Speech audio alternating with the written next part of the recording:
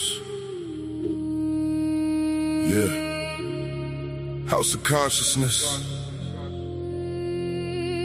Salute the Rkhtyamen. Brother sa.neter. If knowledge got a home, you know where it's at. Let's go!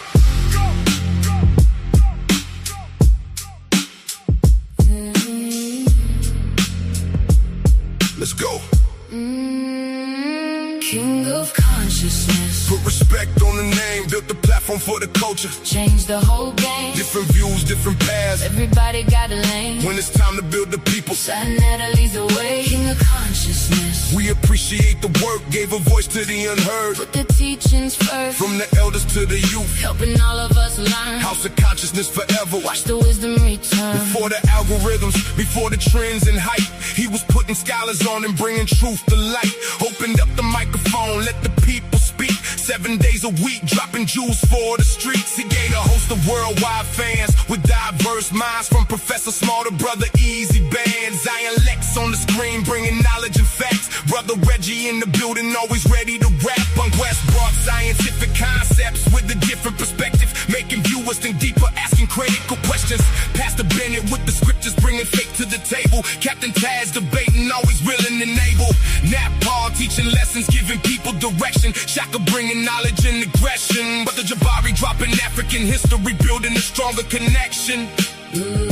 The list goes on, That's a fact. no exaggeration. He helped introduce great minds. To an entire generation.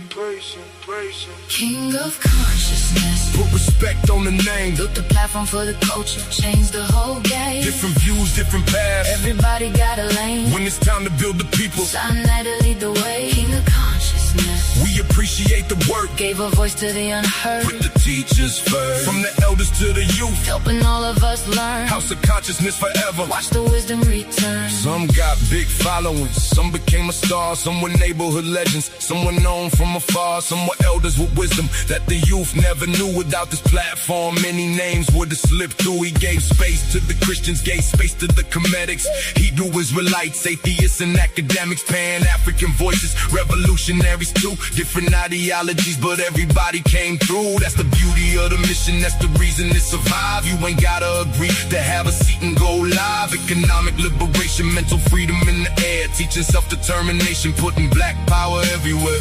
Some came for the debates. Some came for the history. Some came for the culture. Some came for the mystery. But everybody learned something, Hey, everybody got a chance. hi. House of Consciousness. Help the people lead faith. Yeah, what? Whether conscious or religious, whether skeptic or believer, whether scholar or beginner, whether teacher or achiever, he gave room for the dialogue, room for growth and reflection, room for disagreement without destroying our connection. That's rare today in a world full of division. Everybody wants an echo if you tackle the real mission. So salute the contribution, salute the decades invested, building the greatest archive the community's ever been blessed with. Many channels came later, Hey, many platforms took notes. hey. But the house of consciousness Keeps the movement afloat. King of consciousness. Put respect on the name. Built a platform for the culture. Changed the whole game. Different views, different paths. Everybody got a lane. When it's time to build the people, sa.neter lead the way. King of consciousness. we appreciate the work. Gave a voice to the unheard. Put the teachers first. From the elders to the youth, He helped all of us learn. House of Consciousness forever. Let the wisdom return. House of Consciousness. A place where ideas meet. A place where voices grow. Salute, brother. From your brother, the infamous DMG. Let's go.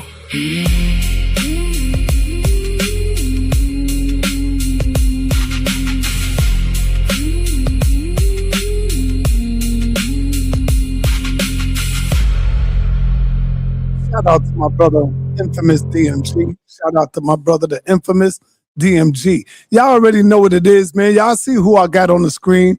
We got our brother Sonjedi in the building, one of the top students of Rkhtyamen. And so I had to reach out to this brother and bring him in because we need to get some real powerful science on the sa.neter, on the Kemetic information.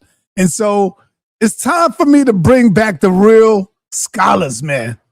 I got to bring back the real scholars. You know what I'm saying? And so without any further ado, I would like for you to go ahead and introduce yourself to those who may not know you. I want to just let y'all know that our brother Sonjedi goes back from the beginning with this information, y'all. Trust and believe that. He goes back, way back. All right? Peace and blessings to you, my brother. All right. Sonjedi. All right. Hotep, everybody. All right. How's my sound? My sound is good? Your sound is good, brother. Your sound is excellent. Okay. All right. So for those of you who may not know, Sonjedi Ankara and recently known as Jedi Ankara. So either one is fine. As far as my background, my first teacher of sa.neter is the ancestor Ankh Ra, who is the author from a 1995 publication, Let the Ancestors Speak. I met him when I was 19 years old. That's when I started with him. And that was the beginning of 2000. And then towards the, in the fall of the same year, I met Infadishi Chihudimes Khan Heru Hassan Kamal Salim. Many of you just simply call him Infadishi. So I was with him, started with Kubagana and Gumi, the African martial arts, and then became initiated into Karajahuti Heru Nephu, which is the shrine, Kemetic shrine, i.e. organization. And in there, I continued my studies of learning sa.neter from another angle. You know, we did practices, rituals, etc. And then maybe about 5 years later, I met Sebat Rkhtyamen, in which I was already reading her works. So she happens to also be Infundishi's teacher of sa.neter. So I started learning under her. So this is probably about 2009 when I met her, and it continued ever since. Currently, I am one of the instructors under Sebat Rkhtyamen in the Institute of Kemetic Philology. So I teach level 1, and I've taught level 2 as well. Other teachers, we have our brother Jetta Monk, who's also an instructor. So I'll give him a shout out as well. And we have many prominent students. I'm also a member of ASCAC Mid-Atlantic region, even though I do live in the Eastern region here in New Jersey. So I've been a member since about 2001.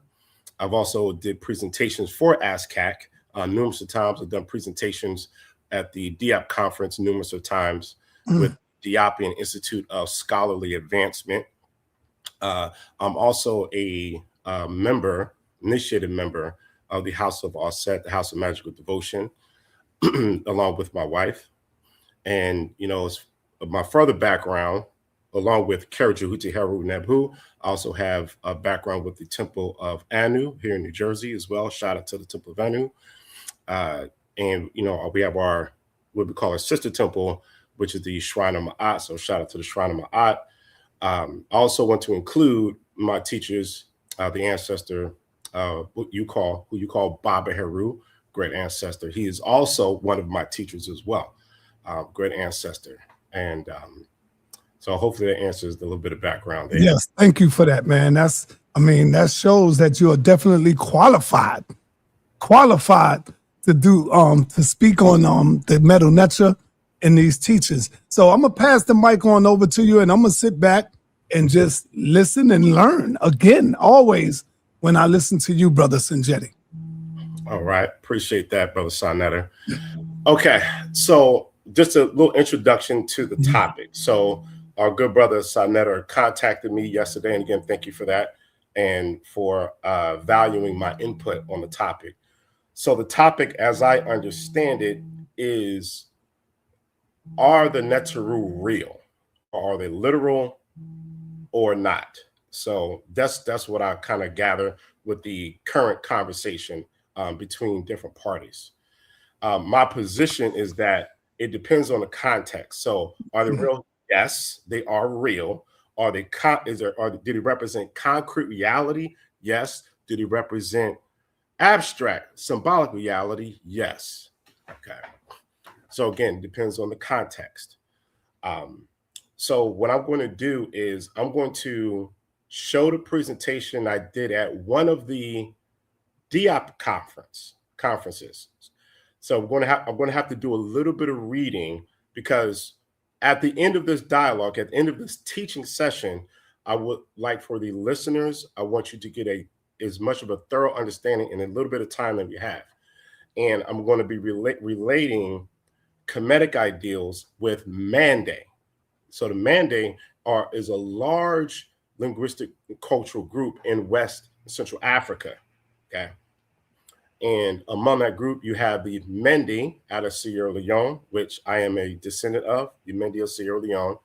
You also have Bamana, you have Mandinka, Malinke, and many others inside of that linguistic group. And inside of that linguistic group, we have a common concept called Enyame, or Enyama, or Enyambe, which has to do with the creator or the creative force in the universe that permeates through all things. And we have the same concept in Kemet.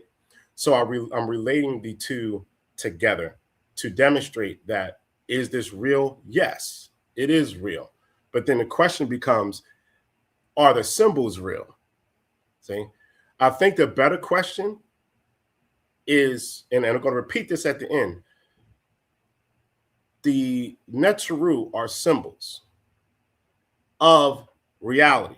The question is the reality real? Don't question the symbol, question the reality that they're supposed to represent or represent. Okay. All right. So let's go into presentation mode. All right. So let's pull this here. Aha. Give me a second as Shout out to my brother Chuck Morgan. He said Sonjedi is one of the most respected and one of the best. I told y'all that already. All right. Well, I appreciate that. I'll do the best that I can, brothers and sisters. You know, if I could be a fraction of my teachers, then, you know, I think I've accomplished a lot in this world. Mm-hmm. Okay, I'm just pulling it up. All right, let me know when can you see my screen? Yes, I'm pulling it up right now. Yes, it's up there. Okay. All right, brothers and sisters, elders and children and ancestors that are watching. So this is a presentation that I did at one of the Rkhtyamen conferences. So Ancient Kemet and the Mande Peoples, Cultural and Linguistic Kinship, by myself, Sonjedi Ankara, Ifatunde Tomasoni Fayemi.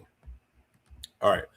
So we're going to start with Rkhtyamen. And he tells us, he said, the choice of the African, whether he was ancient Egyptian, Ethiopian, or came from another part of Africa, particularly the Bantu, was linked with the idea he had the world of beings and of essences, thus a whole ontology and metaphysics. Okay? So I want you to really hone in on what Rkhtyamen is telling us here. Okay? Linked with the idea and beings, okay? A world of beings and essences. So we're talking about, we're going back into, you know, are the Neteru real? Okay. The universe of forces is governed by weight, a sort of law of gravitation, which requires that the position of each body be naturally of the weight of the being of its of its quality of vital force. The opposite will break the universal harmony, and the natural accomplishment of phenomena will be seriously disturbed. So this is the idea that African people do activities, be it mundane or ritual, to maintain balance in the universe. So this is our idea of Ma'at. So is Ma'at real? Yes, Ma'at is real, both symbolic and concrete, because it's about the structure of the universe that in our pedagogy, in our ways of teaching, we use symbols. So this is Ma'at. All right, we're gonna have to read this. Mande creation myth. So the Mande tells a story of the creation of the world by God, or Mangala. That's one of our words for the creative force, who first created the seeds of 2 types of finger millets and later 6 other cereal seeds. Associated with these 8 seeds of 4 elements and of 4 cardinal points. The 8 seeds enveloped in a hibiscus seed constituted the world egg and are conceived to be, in each case, twins of different sexes. Inside the world egg, there were also 2 pairs of beings, each pair comprised of male and female, the archetypes of human beings of the future. One of the male twins, Pemba, who emerged prematurely from the egg, descended to the earth after stealing the 8 male seeds, which he sowed in the earth. This sinful act made the earth and seeds impure, and in order to purify the earth, Pharaoh, the other male twin, was sacrificed and cut into 60 pieces, which fell into the earth, where they transformed into trees. Pharaoh was then resurrected and descended to earth in an ark with 8 mythical ancestors of man. Okay. Emphasize mythical, meaning this is not literal, this is symbolic. The name Mande was given to the region where the ark stopped. While still in heaven, Pharaoh had the form of twin fish called Manogo, and these fish are found today in the Niger River. The descendants of Pharaoh and the ancestors was followed by the creation of rain, the construction of the first sanctuary, the revolution of the word, and the planting of 8 female seeds from the world egg. Hold on, this here is kind of blocking. I'll just stop there. All right. So obviously, this is symbolic. This is an ancient people's way of explaining their perception of the order of the world. This is symbolic.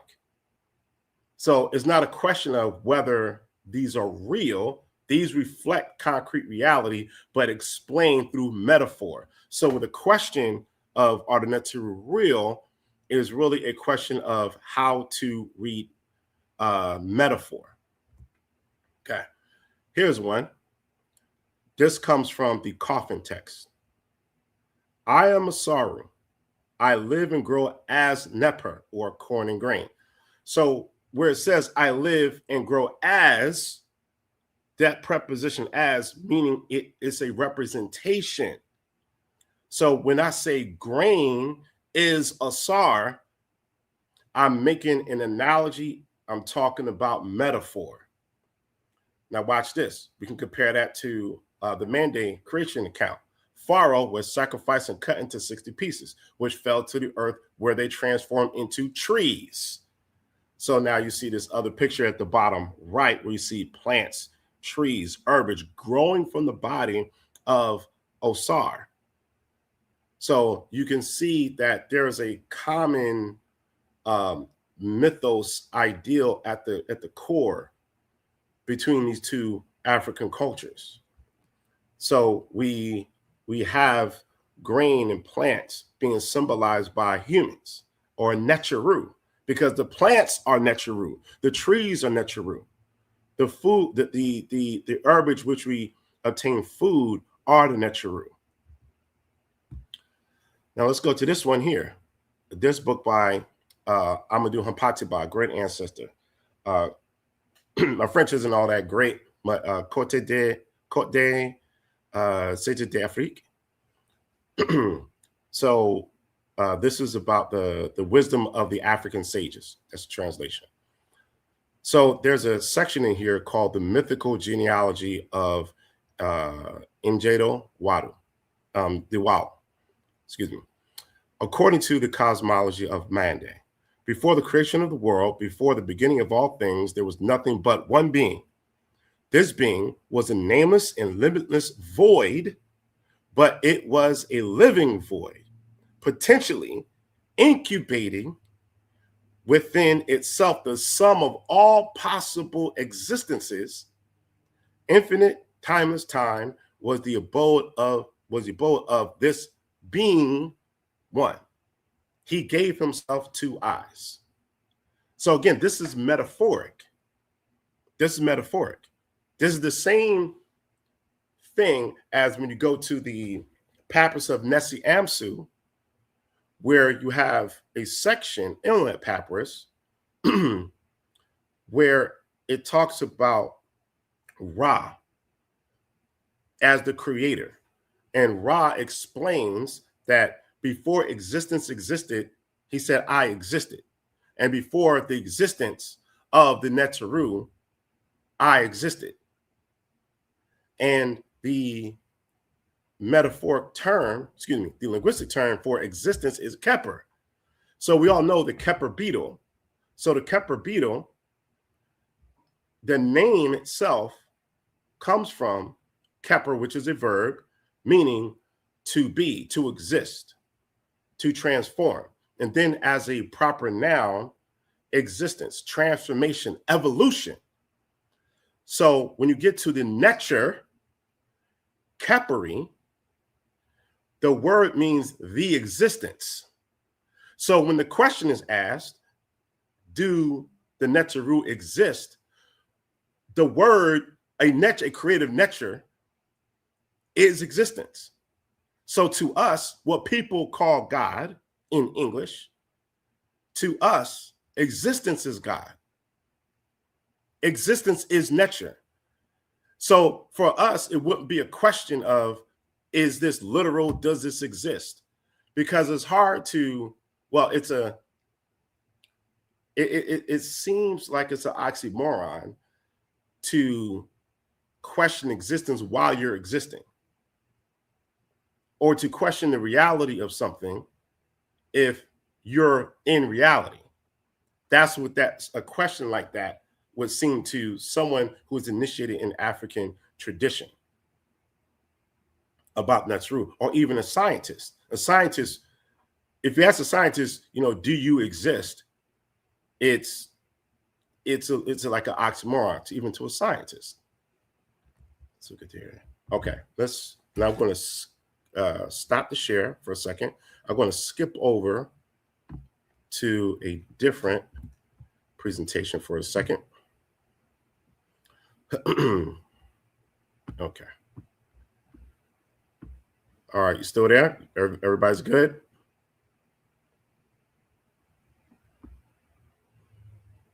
Yeah, we here. All right. Good, brother. Do this other one here. Shout out to my brother, Dr. Reggie, in the building. Shout out to Reggie. All right. He's saying he agreed. He agreed with Sonjedi. All right. All right. You can see my screen? Yep, it's going up right now. All right, now. Well, let me know when it's up. All right, there you go. All right. Now, everyone should have works by University of Kemet Press. You have Taka Kilimanjaro. You have Ife Kilimanjaro and Yare Aneb, who are the author of this great book here, African Time. Everyone should have this work here. And this is what they say about reality here. It is written that this part of the cosmos that we know of, this universe, this galaxy, this solar system, and this sun structured itself over 13 billion years ago. There was a time when only blackness prevailed in everything, in all things. In the beginning was black. There was no universe, but there was dark black energy.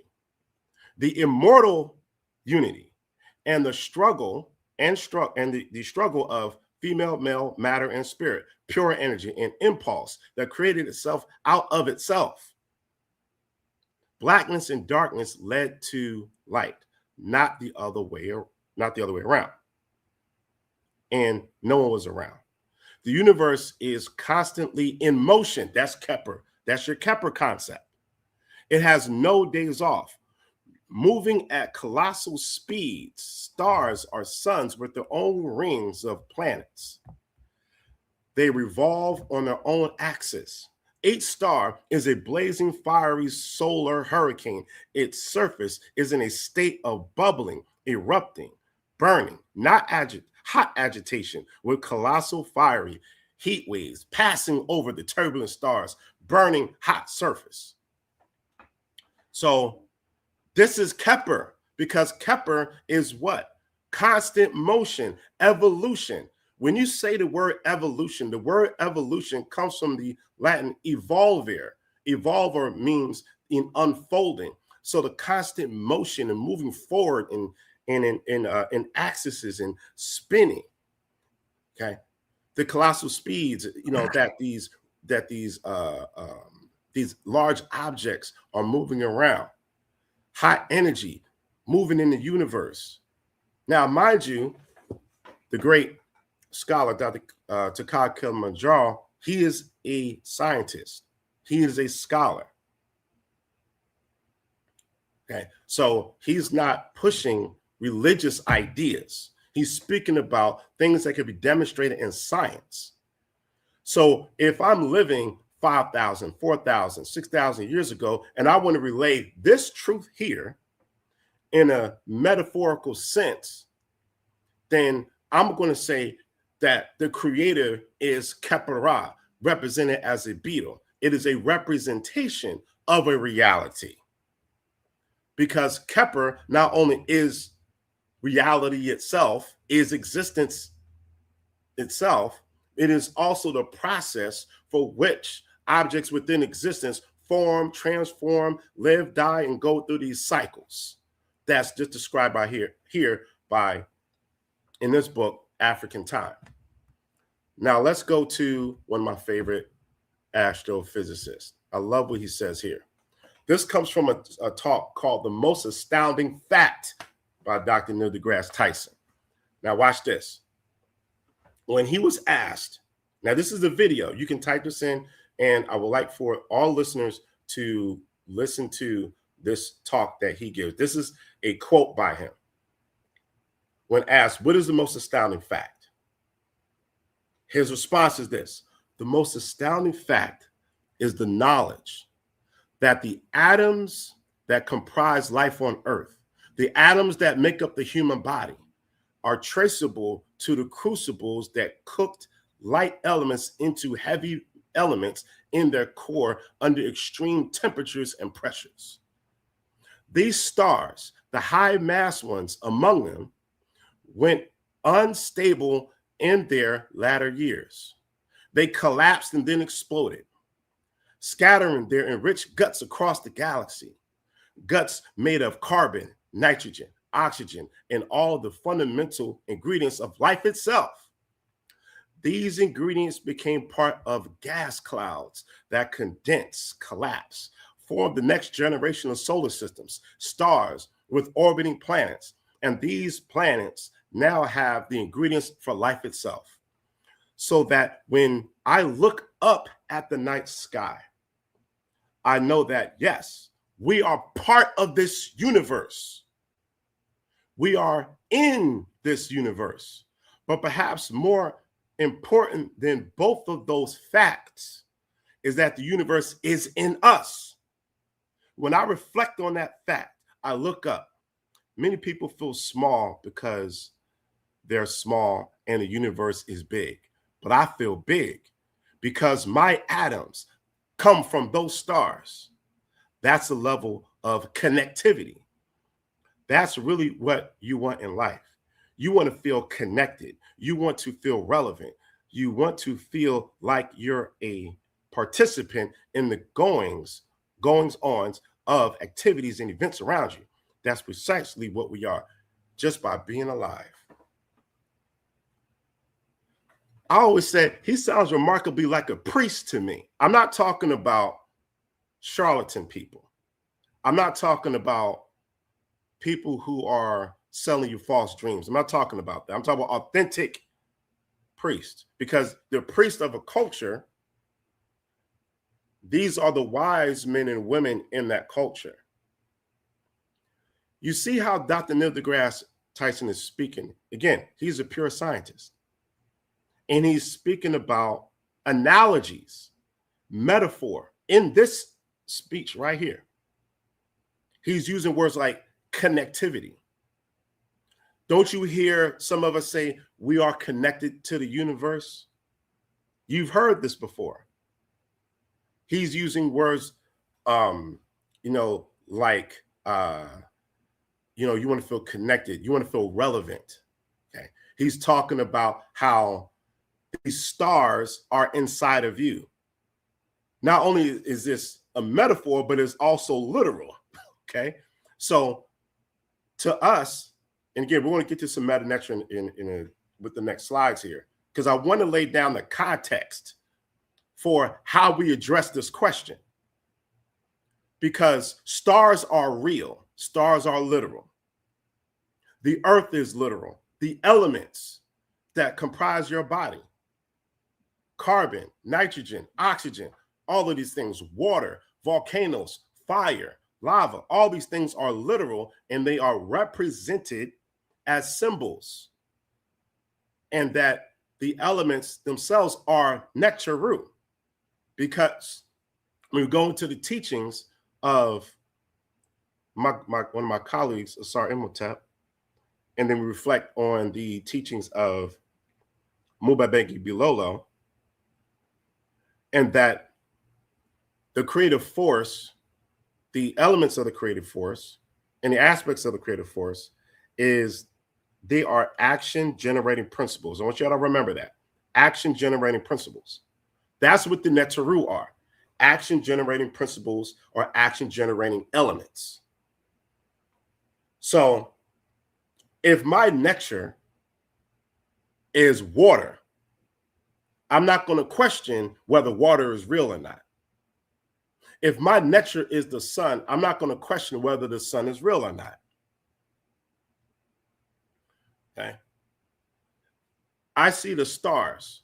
They are real. They are there. Of course, we know that we're looking into the past, but that's another conversation. But the reality is there. The moon is real. The air you breathe is real. So when we speak about shu, I think that was part of a discussion yesterday. Shu represents air, atmosphere. That is real. Therefore, shu is real. And is represented in a metaphorical sense with symbols, artwork, images. This is how the human brain communicates. This is how the human brain understands the world around us. Okay, now let's go into nature. So most Egyptologists, when they give these symbols, again, we're talking about symbols, for the word nature, they'll usually give 3. In my classes, I teach 4, and I've added a 5th. So what we see on the left-hand side, you see the transliteration of the word nature. Okay. Some will pronounce it, inter. Some people do that. That's okay. So we don't argue the pronunciations. So moving forward, we don't argue pronunciations because it's trivial. Nature. So you have 5 classifiers. So the one at the top, you have a flag on a pole, Gardner Code R8, meaning there's a category at the back of Egyptian grammar authored by Sir Alan Gardner, and R are sacred emblems. So that category, item number 8, flag on pole. And then you have what they call a seated god, all right, or seated bearded nature, A40. And then you have a raised cobra, I12. And then you have G7, which is a falcon on a standard. And I added a seated woman because when writing the name of what you're calling a goddess or neturette, this sign is often utilized. I'm actually tempted to add an egg in there as well, because that can be used for a goddess. So it may be 6. So we'll do some assessment, and I'll speak to some other scholars and some elders about that one. Okay. So the flag on the pole. People have heard of totem poles that represent spirits. So that's what this is here. Flag on the pole. It can represent the presence of spirits, or placed on the outside of the living quarters of a sage, a priest, a wise person. these flags on poles are also used in the candomblé tradition. So if you're familiar with the African traditions that are in Brazil, one of them is candomblé, which is a synchronism of Xexé Legba, which is like a Orisha tradition. You also have Vodun and others that have merged together. So they utilize a flag on a pole. And then you have the seated God, if you will, category A40. And I think sa.neter put a comparative picture up yesterday showing Africans today with the long ceremonial beard there. And then you have a raised cobra. So the raised cobra represents that divine force as well, okay? Because of the awe that we see in snakes, their ability to transform, etc. And then you have the falcon on a standard. So many of our ancient peoples will look at birds as conduits of the voices of nature, like they're like messengers, etc. So this is how, excuse me, you get Jehuti represented as the sacred African ibis bird, okay, because they give messages, okay, if you will, symbolic, and literal because they communicate with each other. Okay. And then you have the seated woman. So what we have here are classifier symbols that categorize the divine force, the nature, in different ways. So with the seated man, this is a way of showing that man can be perceived as nature. And I think that the teachings of the Nation of Islam has a point by saying, when they say the black man is God, right? My understanding of what the ancestor, most honorable Elijah Muhammad, is that God presence, or we may say that nature presence and manifestation, comes through human beings. Okay? And then that also goes through the woman as well, because she's also represented as nature when we look at the meta nature in the language of the Kemetic. That force permeates through animals, permeates through objects that we create. All right.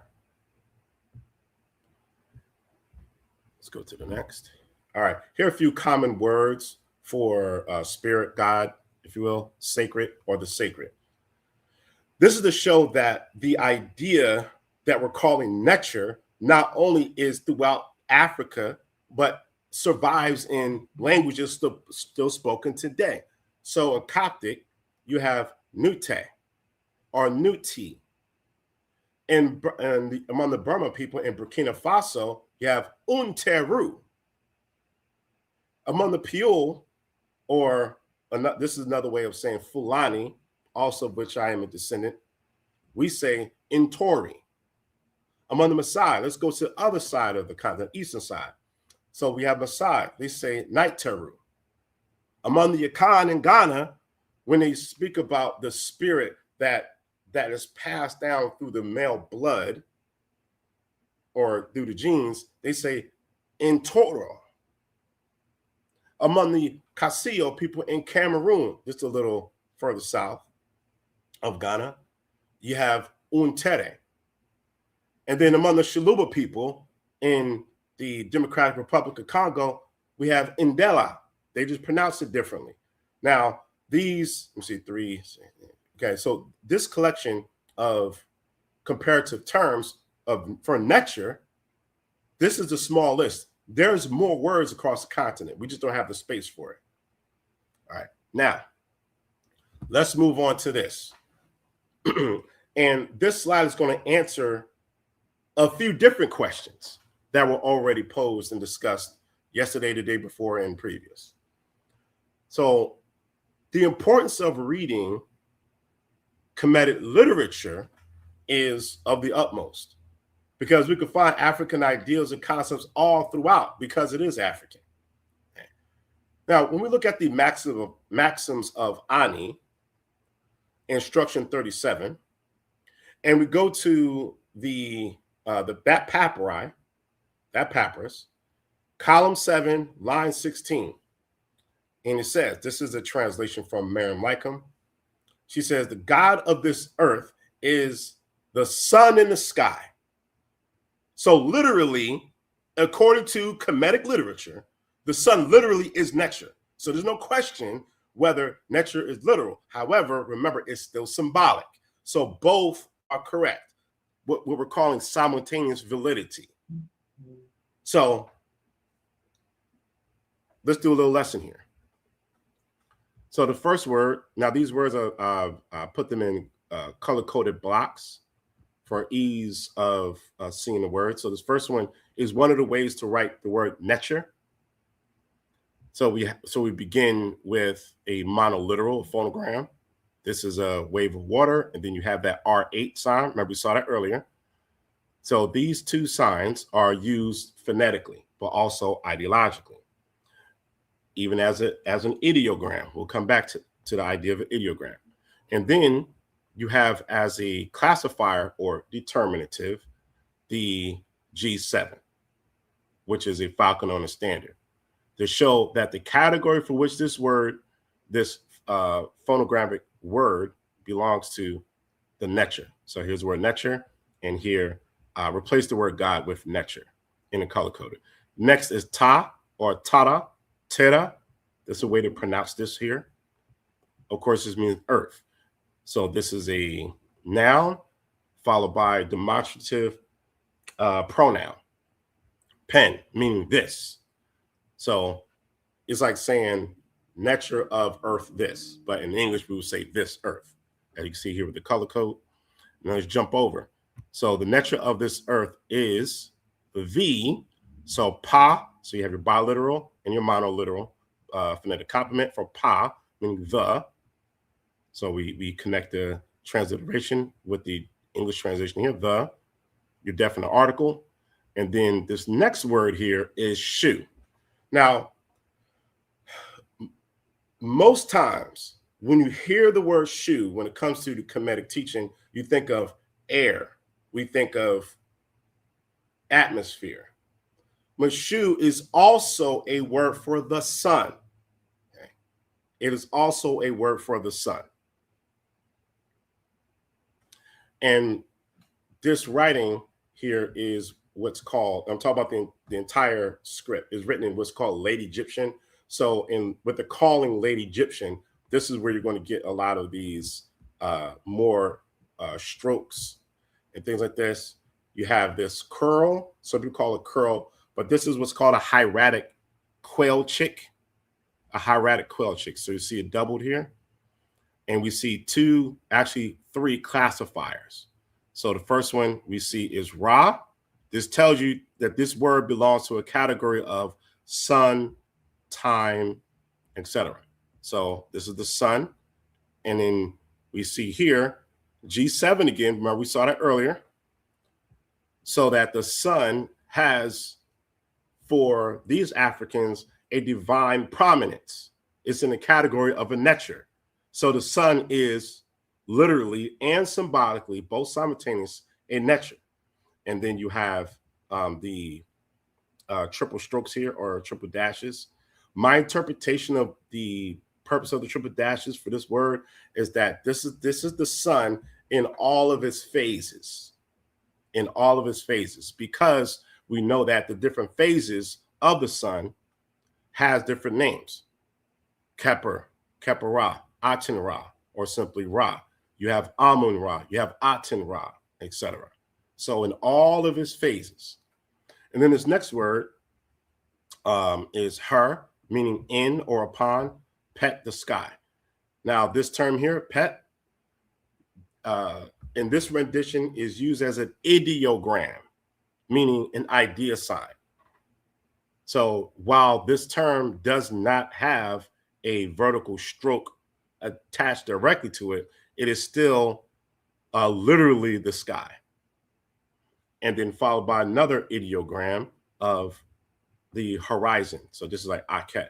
And then you have the sun here, and then you have this triple strokes again. So my interpretation of this is that the sky and all of its contents Okay, everything that's in the sky, because the sun moves or appears to move, and then it comes across different objects as we perceive them in the sky, be the clouds coming up, appearing to come up from the mountains, etc., as people perceive them. Okay. Now, another interpretation of this is harit. So if you take out the green, that's for people reading Metal Nature. Harit could also be an interpretation. It's just that the bread loaf is not used here for T, which means upper, above. It's another word for sky. So either interpretation, it means sky. All right. So this teaching here, that the nature of this earth is the sun in the sky, or you could say the nature of this earth is Ra in the sky, is still symbolic and is still literal simultaneously, that we call, again, simultaneous validity that we have in African traditions. So I brought this up to actually answer a few questions that were posed yesterday and perhaps the days preceding that. And also that with the vertical stroke, while this sign, this Ra sign, is telling us that we're literally talking about the sun, the vertical stroke is not used here directly after the Ra sign, but it doesn't mean it's not literal. So it depends on the context of the text surrounding it and also the spacing that you have. And we utilize what's called the squared principle when writing, when formulating words. Okay. So this here comes from the tomb of Paheri in a place called El Kab. And this comes from the New Kingdom, 18th dynasty. Now, this comes from another presentation that speaks about character, but what I want you to look at is what is emphasized at the bottom, where he says, I knew the nature who dwells in man. Other translations will say, I knew the nature who dwells in people. So not only is nature literal, but it's also something that is indwelling. Now, mind you, this is the 18th dynasty. This precedes by thousands of years people in the 1600s, 17, 18, and 1900s saying that we are God or God is in us, if you will, speaking English. It's already in the text. So you don't have to speculate anymore. You don't have to say, well, our Kemetic ancestors knew this already and not have a quote to refer to. I want everyone here, I want you to type into the chat. Everyone type in the chat. I knew the neter who dwells in people. Or you can write, I knew the neter who dwells in man. Either, both are correct. And then put that in quotes and then put the prayers of Paheri or from the tomb of Paheri. I want y'all to do that right in the chat. I want y'all to quote that right now. Put that in, I'm going to see that in the chat. The tomb of Paheri. I knew the neter who dwells in people.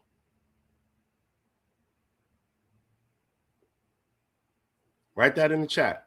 Put that in the chat, y'all. Put that in the chat. I knew the neter who dwells in people. All right, very good. I got one. Oh, you got to put where it comes from. The tomb of Paheri. Because when we quote things, we got to quote. We got to quote it exact. All right, we'll come back to that. Anybody misses it, just come back or you can ask, and then we can revisit and see what we got next. All right. So now I'm gonna stop the sharing here. How you doing, sa.neter? You all right? Man, I'm just enjoying what you're doing, brother. Masterful teaching. All right. So this is masterful teaching, and I want to ask you before you get back into it. Yeah. Because a lot of our people still deal with slow gases, and some of them are in the chat. Can you please clarify very clearly that when you talk about Tahuti and you talk about how they are symbolic or symbols to the literal thing that they doing, You are not saying that Tahuti itself with the bird head is a literal person that walks, breathe, eat, and sleep, but it's symbolic to that which does. That's what you're saying, right? Correct? Well, okay, essentially correct. Thank you. So Jehuti in this aspect represents, yes, intelligence, represents language. We say that Jehuti is the creator of language. Yeah. And that's in the text. So that's not something that we just thought about. Okay, we can pull up the quotes with the meta-nature that Jehuti, he who creates medu-nature. That is a title he has. Right. He who creates language. This is symbolic because remember, when Homo sapiens sapiens started speaking, or at least developed the larynx. So you could look up glottochronology. Glottochronology is a study of the evolution and development of the larynx, which enables you to do articulate speech. So some of you may have heard my teacher Infodisha Jehudimes speak about articulate thought, articulate speech, etc. So in order to have articulate complex speech, you have to have a larynx. So glottochronology. So you wouldn't have a memory of that because we're talking about hundreds of thousands of years. So how do you capture that in a symbol? You take a bird, or you take an animal, in this case a bird, that our ancient ancestors, ancient Homo sapiens sapiens, would have this awe of, and admire the way that they can communicate. That birds have complex flight patterns. They can communicate through sound, language being thrown across the sky, across the earth, across great distances. So we're thinking about intelligence. So how do you put that in a symbol? Okay. So Jehuti representing that type of intelligence of language, science, mathematics. But again, these are not things that we just copy from Greeks. We go into the meta-nature directly and see where he has titles like he who reckons, meaning calculates. Okay. So, and again, that's a whole nother lecture there. I'm definitely willing to have it. So that's Jehuti. So it's not a literal man with an animal head. Yes, right? Thank you, brother. Make it clear. At best, you can have a mask, right? That's not a mask in ritual. Okay.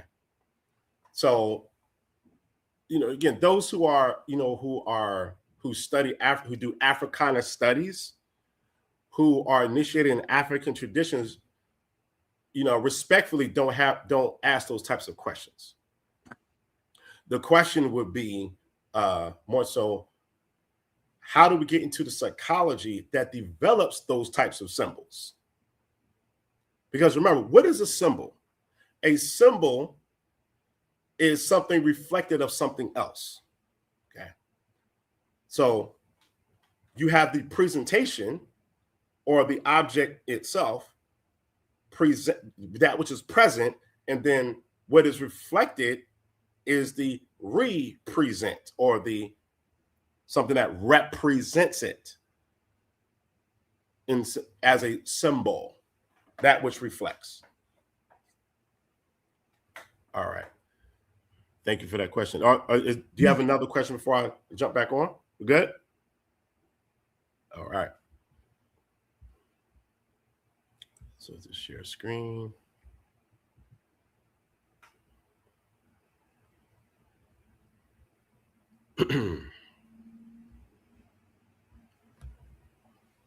All right, let me know when you can see the whole screen. I can see it. Okay. So the ideas about the Netzeru being representations of ideas of reality. For example, you have the hymn to Amun-Ra. This is one of my personal favorites. The great secret hymn to Amun-Ra.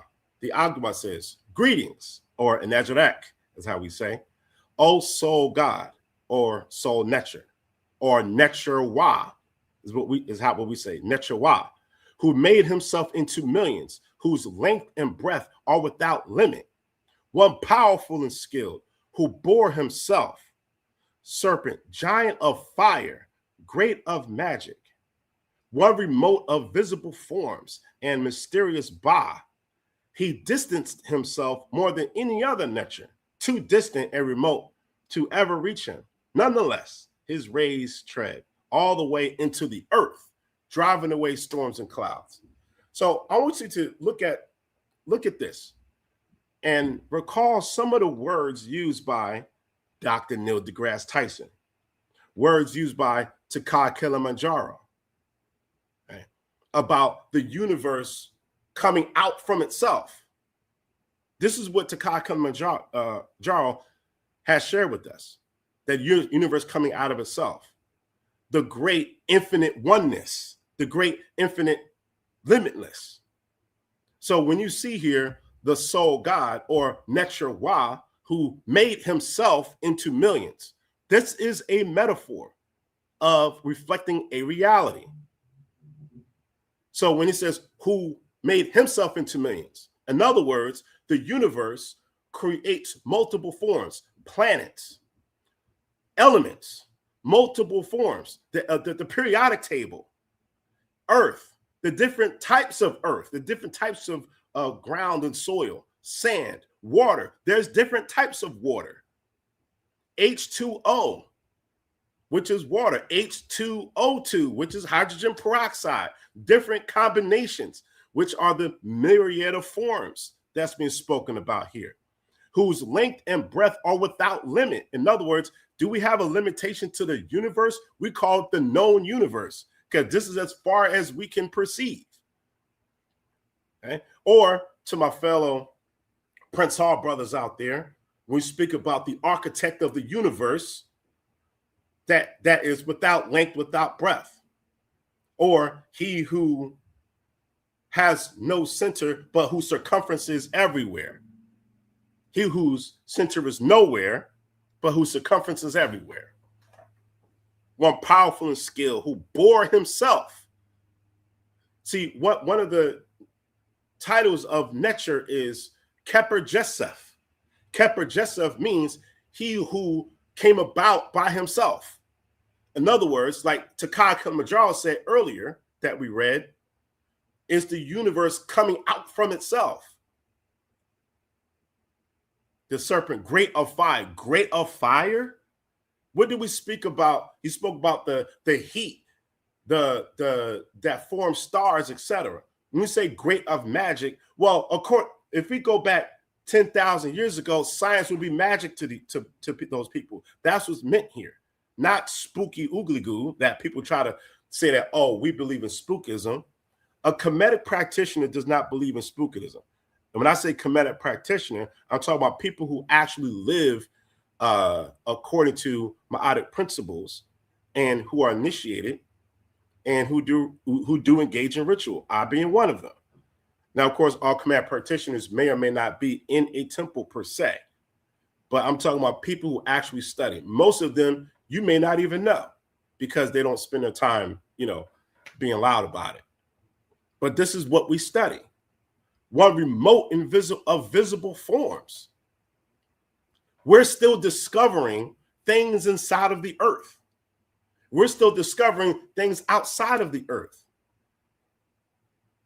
So while nature is distant, meaning going back to what Neil deGrasse Tyson said, that when he looks out at the distant stars, he also perceives the stars as inside, because that is a fact. Our molecules in our body come from exploding stars. But again, we encapsulate these ideas in symbols. In this case, an anthropomorphic form. And an anthropomorphic form is human form. So you see Amun sitting on a throne, and you have Mut right behind him.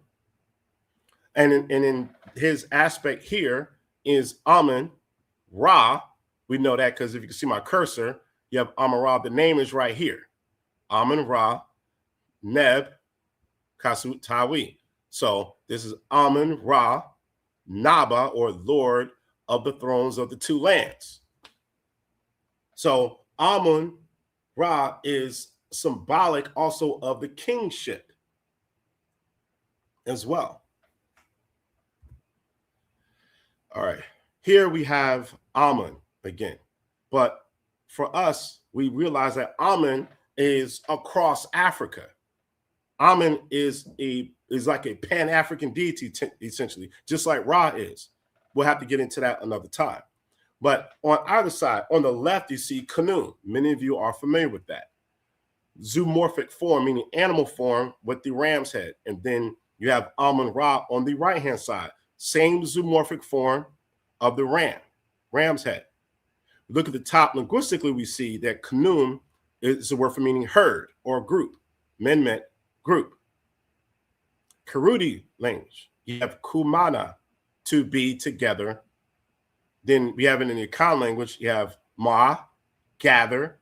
Killigian language out of Kenya, people like Kenya, they say Nam, take hold of, join, enfold, unite, make things from clay.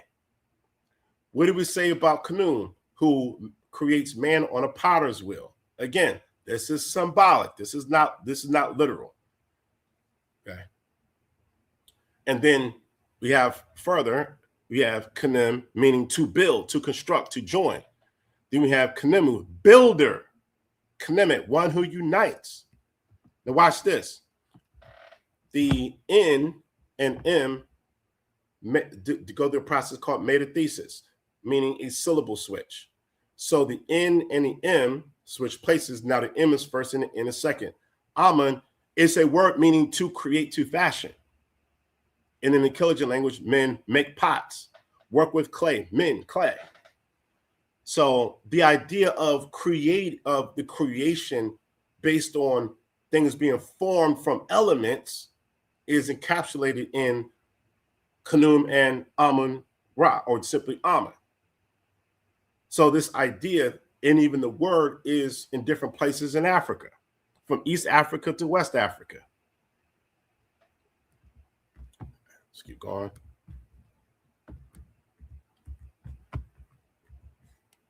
Okay. So many of you have heard of the Shabaka stone. Oh, there we go.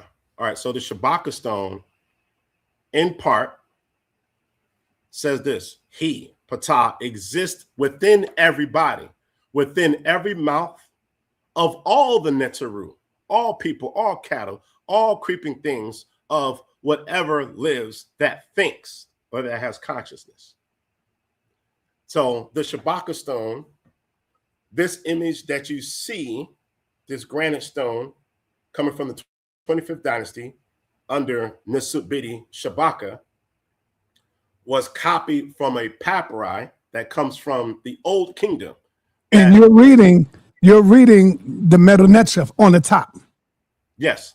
Which is the Meta-neter at the top. Uh-huh. The translation is directly at the bottom. Right. I got you. Uh-huh. And you can read the top as well. Yes. Yep. Okay. So, in fact, here you go. Look. So, when at F, so he exists. So, when is a word meaning to exist? Okay. Mm-hmm. And then you have the pronoun fa or F, meaning he. So that's that snake image there. Yeah, put your mouse on it so I can see it. Yeah, there you go. Okay, all right. Yeah. So that's he exists. But the he they're speaking about is Ptah. So there's texts that come prior to this where you know that this is speaking about Ptah. Here we go. What's in parentheses there? All right. Within everybody. Okay. He exists. So that's Ket. So you have Kenti, Ket. So this is like foremost.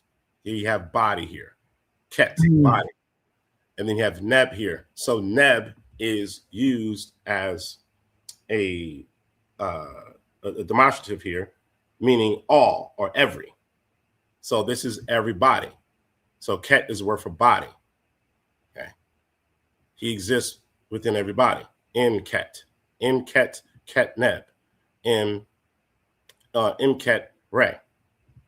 So re is the word for mouth.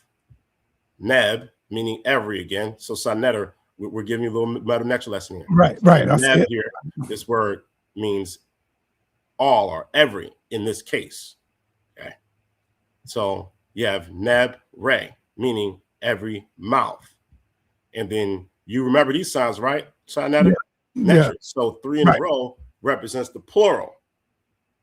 So this is neteru, followed by the neb. And then you have this, you've seen this before, the triple 3 lines. Huh? The 3 lines is what again? The triple strokes, it represents plurality. Okay. So it can either be a plural, it could be a collective noun, or an abstraction. Okay. Plural, collective noun, or an abstraction. Here's an example of a collective noun. Sa.neter, who's your favorite football team? The Giants. Okay. Now, the Giants, well, that's unfortunate. I'm an Eagles fan. All right. Right. So when you say Giants, is that one team or many teams? That's one team. One team. So even Giants, though it's plural. Even though it's plural, but it's a collective noun because it's one team. Right. All right. So, all right. So now, because this word neteru, this is plural, that means that the neb also has to be plural. Okay. Because it has to agree in number and gender of the noun. Yeah, that makes sense. Attached. That makes sense. I see it. So neteru nebu is how you would say that. Okay. Then you have remech here. Now this is written in an abbreviated form. So when you look at it, it looks like it says ret, but it's actually remech. Okay. So this is remech or remuch, and you have neb. So meaning all people. And then you have this word here, heka or hekau, neb. This is another word for cattle. So remember that neb again, all cattle. Right. Okay. And then you have hefaut or hefaut, neb here. So all creeping things as they're translating. Okay.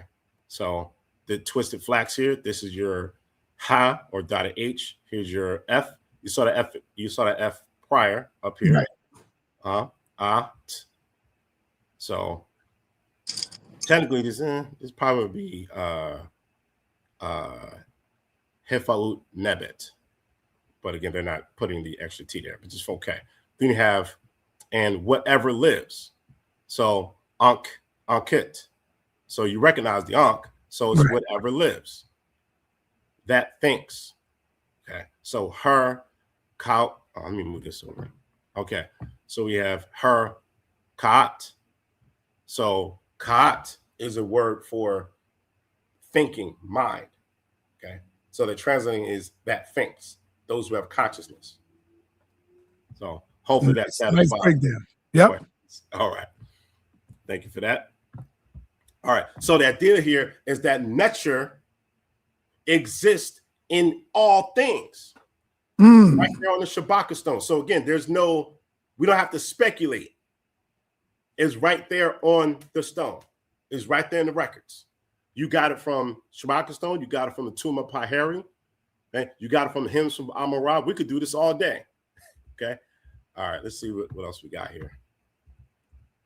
All right. Amun.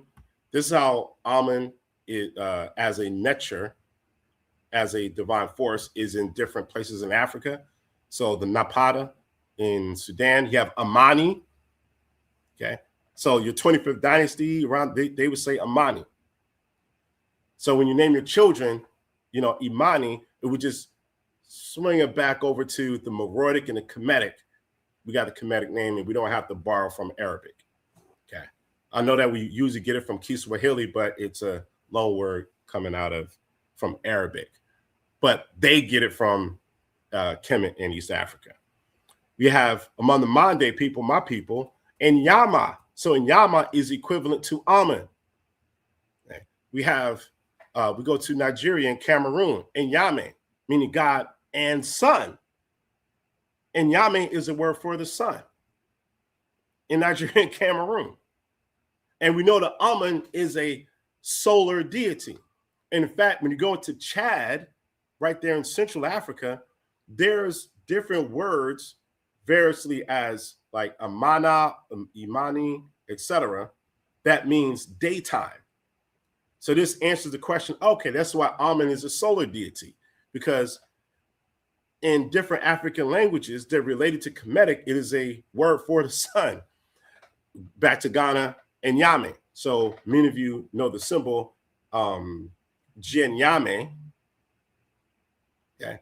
So now let's go to the Kikongo and Zambi, Angola, and Zambi, Mpungu, the Fang people, which again, I have ancestry among the Fang on my father's side, or Fang, excuse me, in Nzeme, Lele people in the Democratic Republic of Congo, Jambi. So Amun is all over Africa.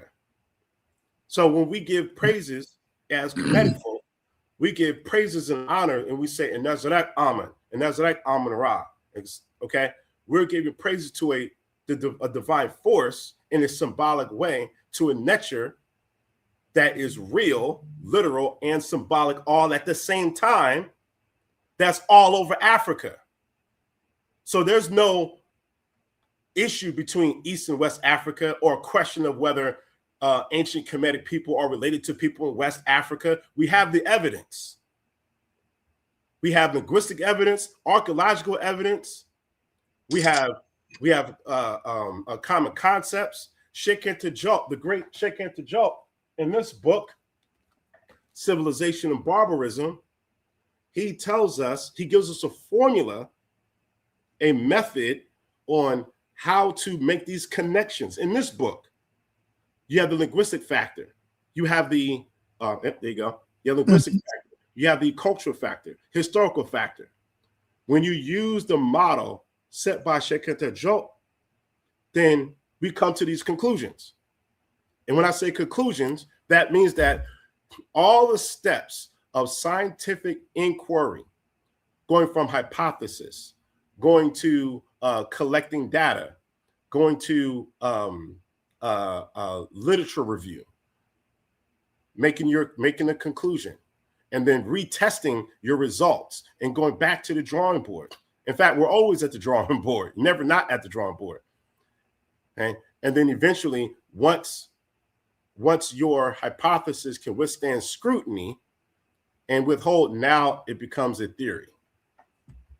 All right. We're almost done with the slide, y'all.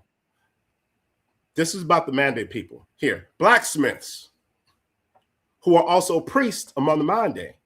Among the Mande peoples of Guinea and Mali, were believed to control the natural forces intrinsic in all objects, a force the Mande that we call Enyama, which is understood to be both energy and the explanation for the organization of the Mande world.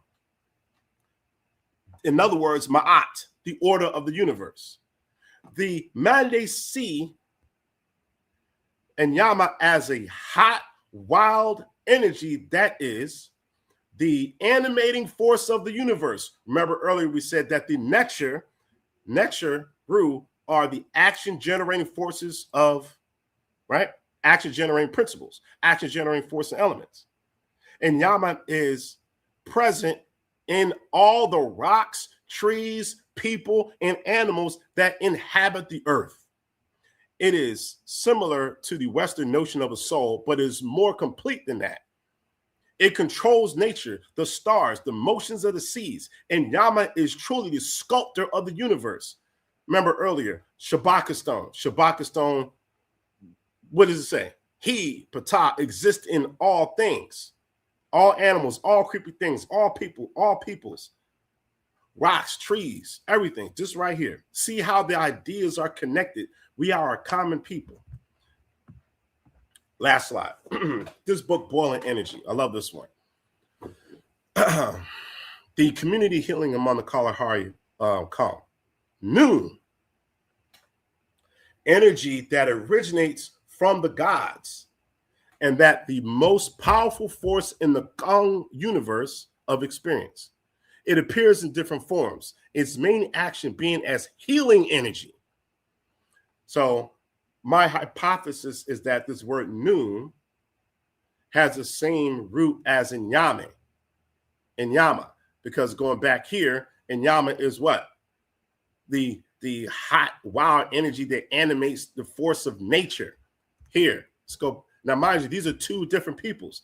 The Kalahari Desert is in South Africa. Here, we're talking about West Africa. Similar names, same concepts. What's in the Shabaka stone? So this is the Neteru in the form of Amun. This is Amun right here.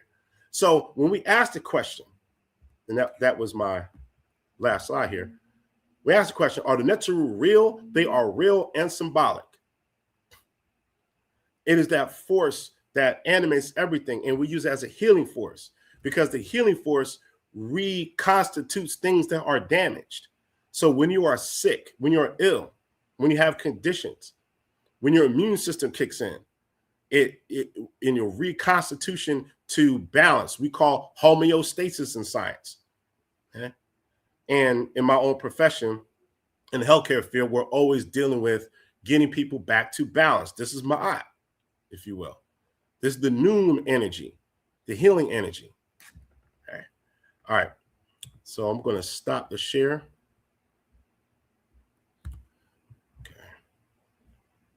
And open up for dialogue. All right, brother, man. Oh, man, brother. That was awesome. That was awesome. And what I want to say to my brother Reggie and Jabari, I really don't want you two brothers coming up. I had to tell Jabari, no, I want Sonjedi to do his presentation. I don't want Sonjedi to, I don't want the people to make it about Reggie and Jabari. You know, because that's what it'll turn out to be, Reggie and Jabari. I just want my brother Sonjedi to have a clean, beautiful presentation, which it is right now. And so I don't want the arguing. I don't want Sonjedi to get in the middle of between two brothers that he loves and that he respect. And so I got to give that brother that respect. I hope you understand, brother Jabari, and I hope you understand my brother Reggie. But what I would like to do is open up the floor for the public and for the people to come in, minus Jabari and Reggie, because it ain't about you two. It's about the information for the people. And so, is that cool with you, brother Sonjedi?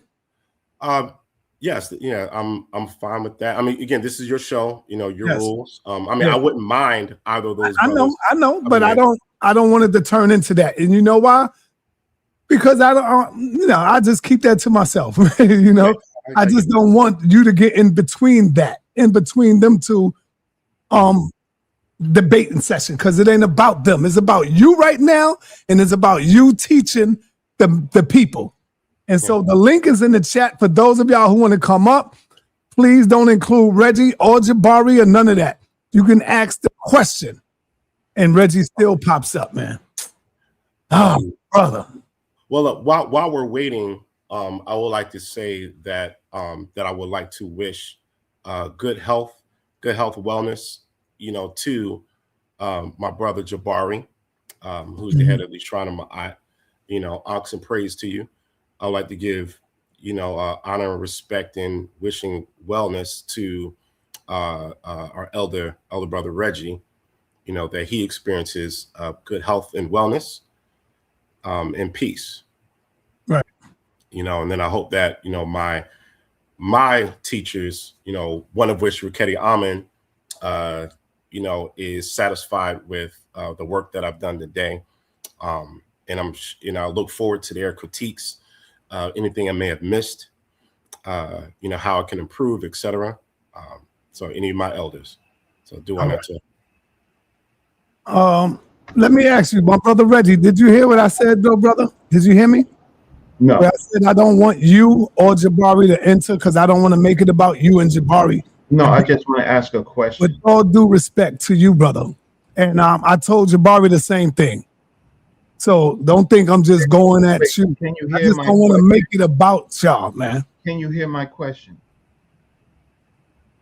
So you ain't gonna respect my wishes, brother Reggie. No, I'm asking you, and I'm pleading you, right? This is about the topic. About Can I what ask topic? a question? About what topic? The so let me make my statement. No, and no, then about what topic? What is it about, Reggie? You said it's about the topic. What topic? I want to ask Sonjedi. No, Reggie, listen to me, brother. I want to It's ask not, Sonjedi. Reggie. It's not about your topic with Jabari, brother. That's why I No, said I I want want to to have a ask him clean, a question. So let me ask him a question and then about that'll be language. this. Let me ask the question. Why are you scared? Nobody's scared, brother. What are you Let talking me about? ask the question. Ask your question, Reggie. Go ahead, man. Sonjedi was a great, excellent Eker presentation. I want to ask you a question about uh, oral traditions or language, correct?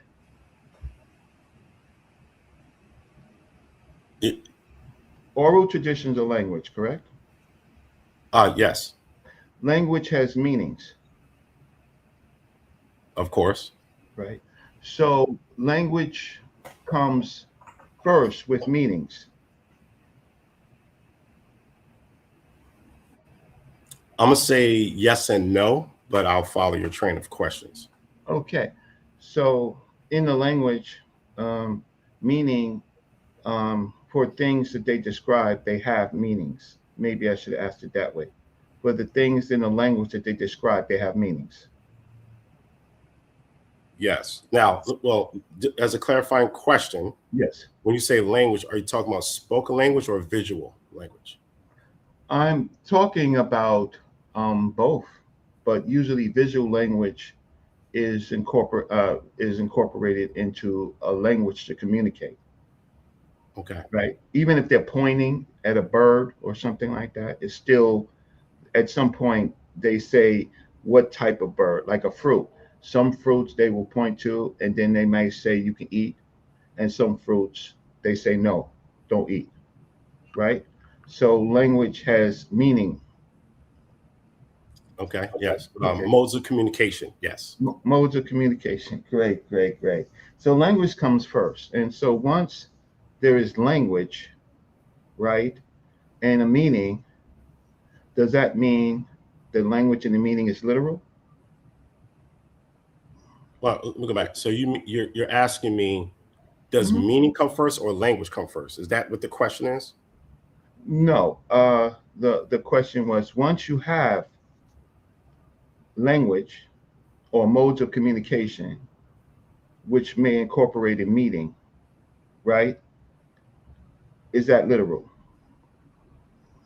If you Well, know the language. literal things come before symbolic. Okay, thank you. So the last question, and I thank you, sa.neter, for your time. When we take out literalness of African traditions, right? Meaning they have meaning, right? In their particular mode of existence, right?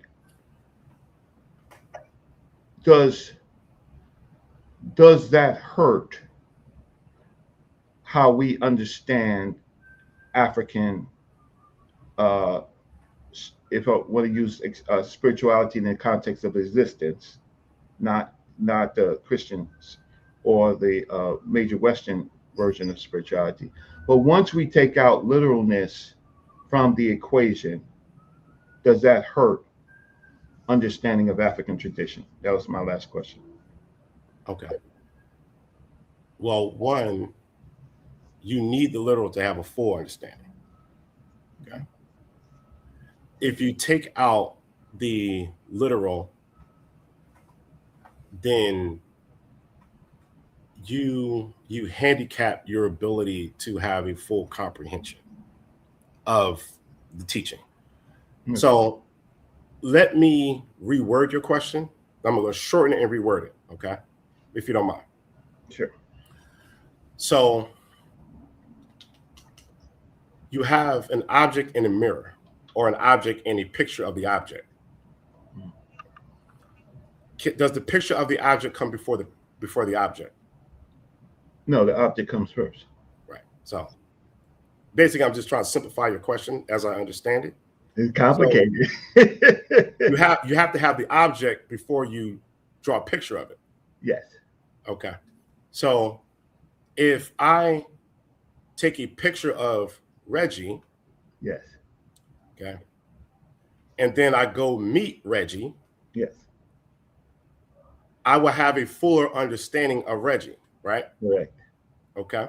Because it's different meeting the person than just looking at the person on screen or video. That's correct. But I can't have the video of the person without the person. That's correct. Okay. Now, if I remove Reggie, or at one point, many of us are going to become ancestors, right?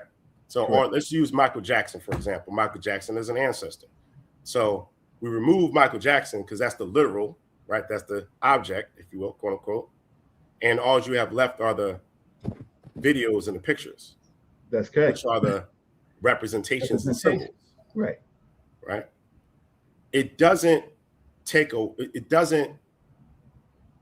devalue. That's correct. The videos and the pictures. That's correct. But if you met Michael Jackson, it gives you a different dimension. But the object won't always be there. Mm-hmm. So the natural are sometimes abstract things, but they're still part of the natural concepts, principles, but they come later because there's something that they are representing. So the question behind all my questions is, does symbolism deny literalness? No. Thank you. All right. All right. Thank you, Reggie. Thank you. I'll remove myself. Thank you. All right. Thank you, Brother Reggie. And Sonjedi, I love the way you directed the question. That is beautiful. And it brought something to my mind. Which one of the neters again wears the sun disk over his head? Okay. There's a few different ones. The primary one is Ra. Okay. Okay. Ra. Let's do it Ra. Yes, in a falcon form or a man form. Right. The physical come first before the mirror when you're looking in the mirror. Right? Exactly. Let's say we looking up at the sun, the original star that's in the sky. In order to make a symbolic of it, we take a picture of it first, right? And then now you got Ra that comes and draws the sun over his head on Ra. So when you see Ra, you see the sun, right? You follow me? Okay. The sun Ra is the symbol. It's real, but it's the symbol. But when you're looking up at the star, it's the literal sun. It's you get where I'm going at with this? It's the literal sun. So but when you're looking at the sun Ra, let me try to reword it a little bit. You do good with the rewording, brother. Go ahead. I'm gonna reorder what you're saying. Go ahead. So, Ra is the sun. Right. Literally. There you go. Okay. So that's the first part. Right. The literal comes first because you can't draw something that you don't have a conception of. Exactly. Okay. And then when you draw a circle representing the literal, the nature, because remember earlier in the instructions of Ani, it says what? That the nature of this earth is the sun in the sky. Okay. Mm-hmm. So the sun, that's a nature. Why? Because nature is any action generating principle or element. The sun generates all the action here on earth. Okay. Or primarily, because you also have the moon. Okay? Right. Which also acts upon the earth. But let's just stick to the sun. So the life-giving body, celestial body that gives us life here is Ra, literally the sun. Right. And then when we draw it and we start creating analogies, because we have a Homo sapien brain that creates symbols, and then we liken a bird because the peregrine falcon can fly higher than any bird in the sky, right? And then you got that from Infodici. You heard that. Higher than any bird in the sky. Right. That's right. So that is that bird's proximity to the sun according to our visual, okay? Right. proximity. So we liken the two together. So this is how you get Peregrine Falcon with the disc on the head. And we take license because the sun is above everything. Okay, that's why it is there. So then it's symbolic. Watch this. Okay, you going in? Watch this. So when you go into the scientific study of the sun, all right, it's a composite word. I think it's called helioseismology. Just look at scientific study of the sun. I think it's called helioseismology.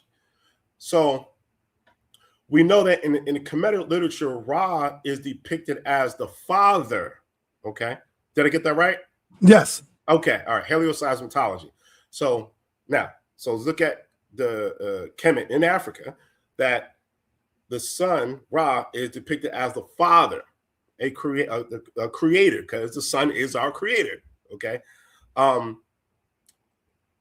father by nature is the protective circle around your family. Correct. That's the nature of the man as the primary protector. Women are protectors as well. The primary protector is the father. Now let's go to helioseismology. When you look at the sun, or Ra emits a force, kind of like a force field that keeps the planets in orbit, okay, towards it. There's that field that is our solar system. It protects all the planets from I'm gonna call it extragalactical radiation, meaning cosmic radiation from outside of our solar system. And it bounces off, it goes around us. So Ra literally is a protector of the solar system, literally, because it protects all the planets in the solar system from extragalactical cosmic radiation. So there's that analogy. Now, I'm not saying that 5,000 years ago that they knew that. I'm not saying that. But the more we learn, the more we can continue to connect analogies and metaphors. So, all right, pass the mic. Right there. Let's go to my brother. My brother. Let's go, man. Asar Mka. You have a question, brother? Kemetic, Saber.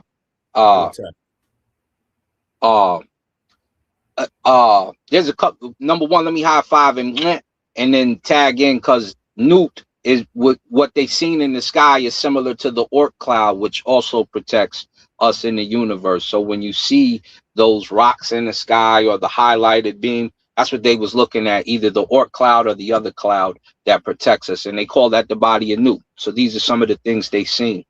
When you talk about the abstract, because we know the stroke means literal, tell them about the scroll that discusses when a thought is abstract in the sa.neter, so they can understand when they see the difference between something literal and when they see something abstract or a cosmic thought or something of that nature, bro. All right. Again, thank you for that question. The Weshadet. Okay. Weshadet Neferet. Good question, brother. Thank you for that. Right. Oh, man. All right. So the scroll, if I remember correct, in the Garner code Y1, you can check that. So think about this. If I have, let's see, let me use this here. All right. So here's a piece of paper. So in ancient times, this would be a papyrus. Okay. Ergo, the word paper, many of you have heard. All right. So I can write something on this paper. Okay. I'll use something that has writing on it. So this actually has some sa.neter notes. All right. So we have notes here, right? Now, you know that it has content, right? But when I do this, I'm literally making a glyph in front of you. When I do this and I tie a string around it to hold it like this, you can see the object. You know something is there, but you can't directly see it. But your knowledge of the presence of it is there. This is how they depicted abstractions or depicted idea that something is an idea. Okay, so you would see this as a glyph with the string tied and then two of the strings coming up. So it can either be flat like this, horizontal, or it could be vertical, depending on how you structure the word. So hopefully that answers the question. And and then you said vertical stroke. Yes. So your vertical stroke or vertical dash typically, and I mean typically, represents is attached to an ideogram.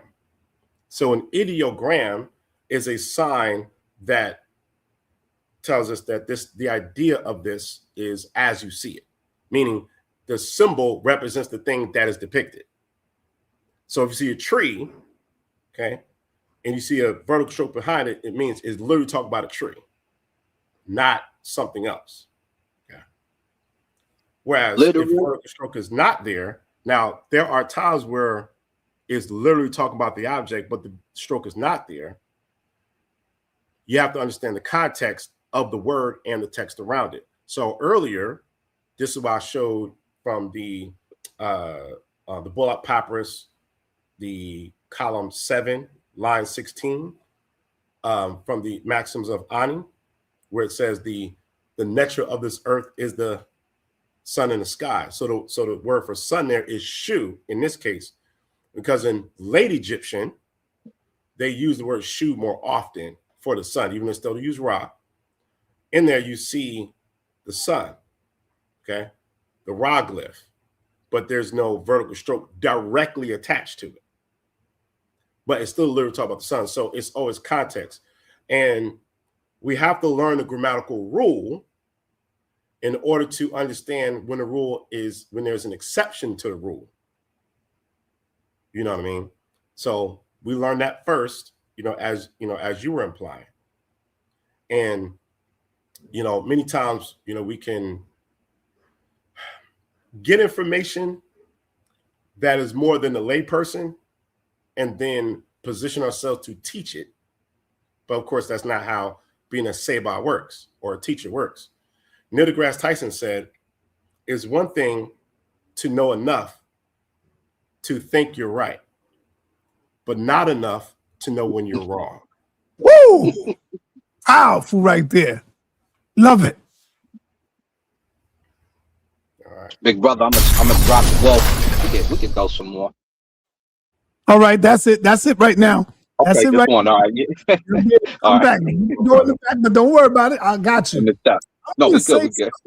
I want to say this, brother. The Neter deity who swallows the sun in the sky, the goddess Nut.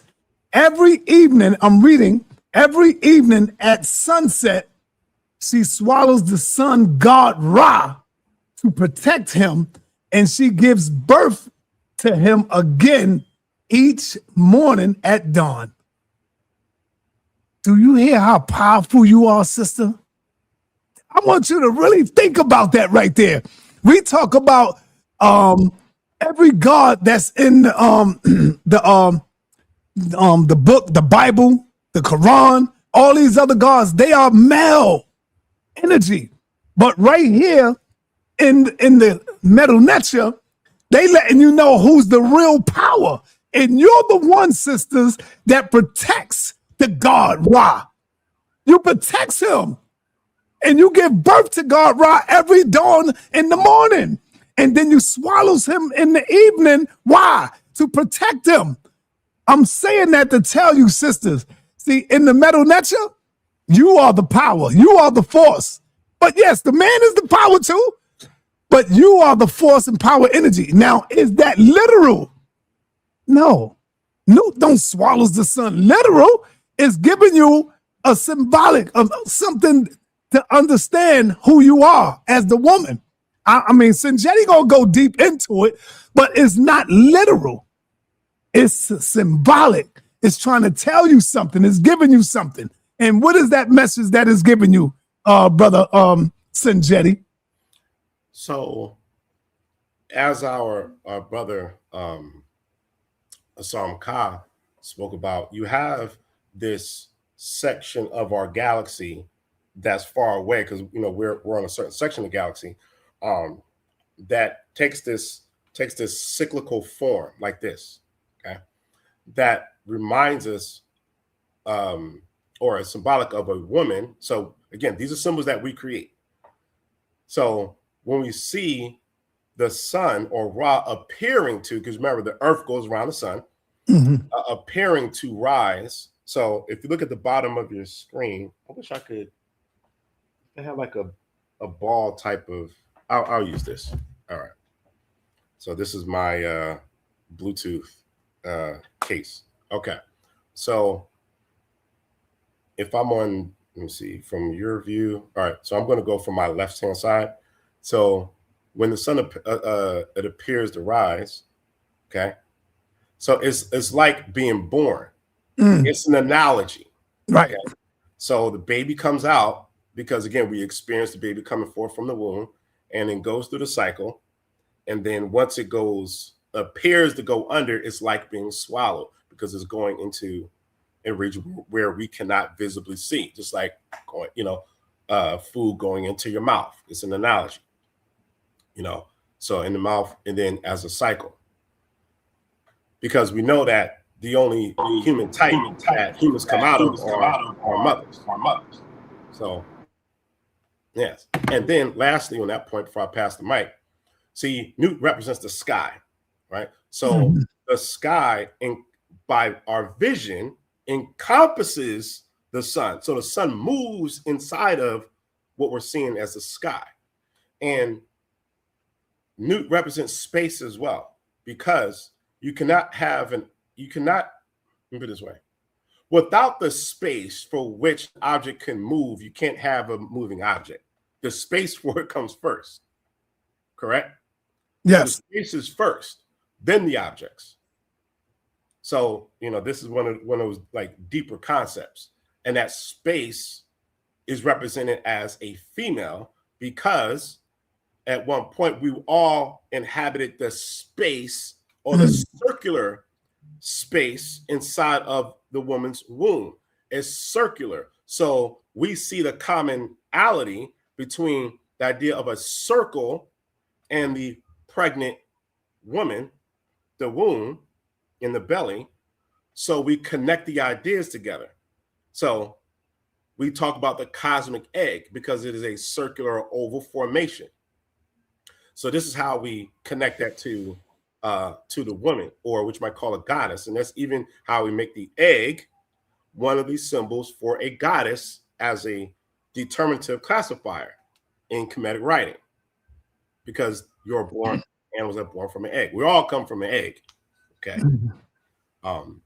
So hopefully that yeah. Yes, it does.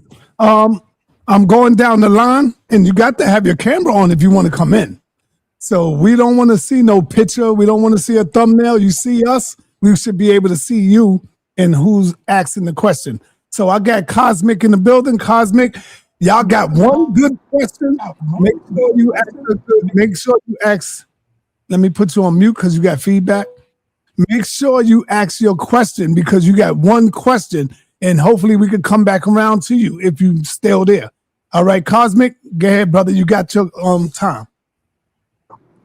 All right, first, can you light and love, peace and blessings? Turn up a little bit. Turn it up. Hey, Sa, let me come back in. Okay. All right. Meanwhile, Gotcha. all right. Yeah. All right. Yeah. Let's wait till the brother parks the car. Yeah. Say that again. Now I'm saying let's wait till the brother parks the car. Okay. Okay.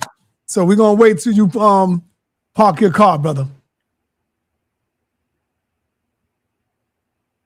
All right. So yeah, how y'all enjoying this right now? We got one of the top young scholars in the building, one of Rkhtyamen top students, and I'm loving it right now. This is teaching right here. This is teaching. You know what I'm saying? So I'm loving this, man. All right. Yeah. All right. You ready? You ready, Cosmic?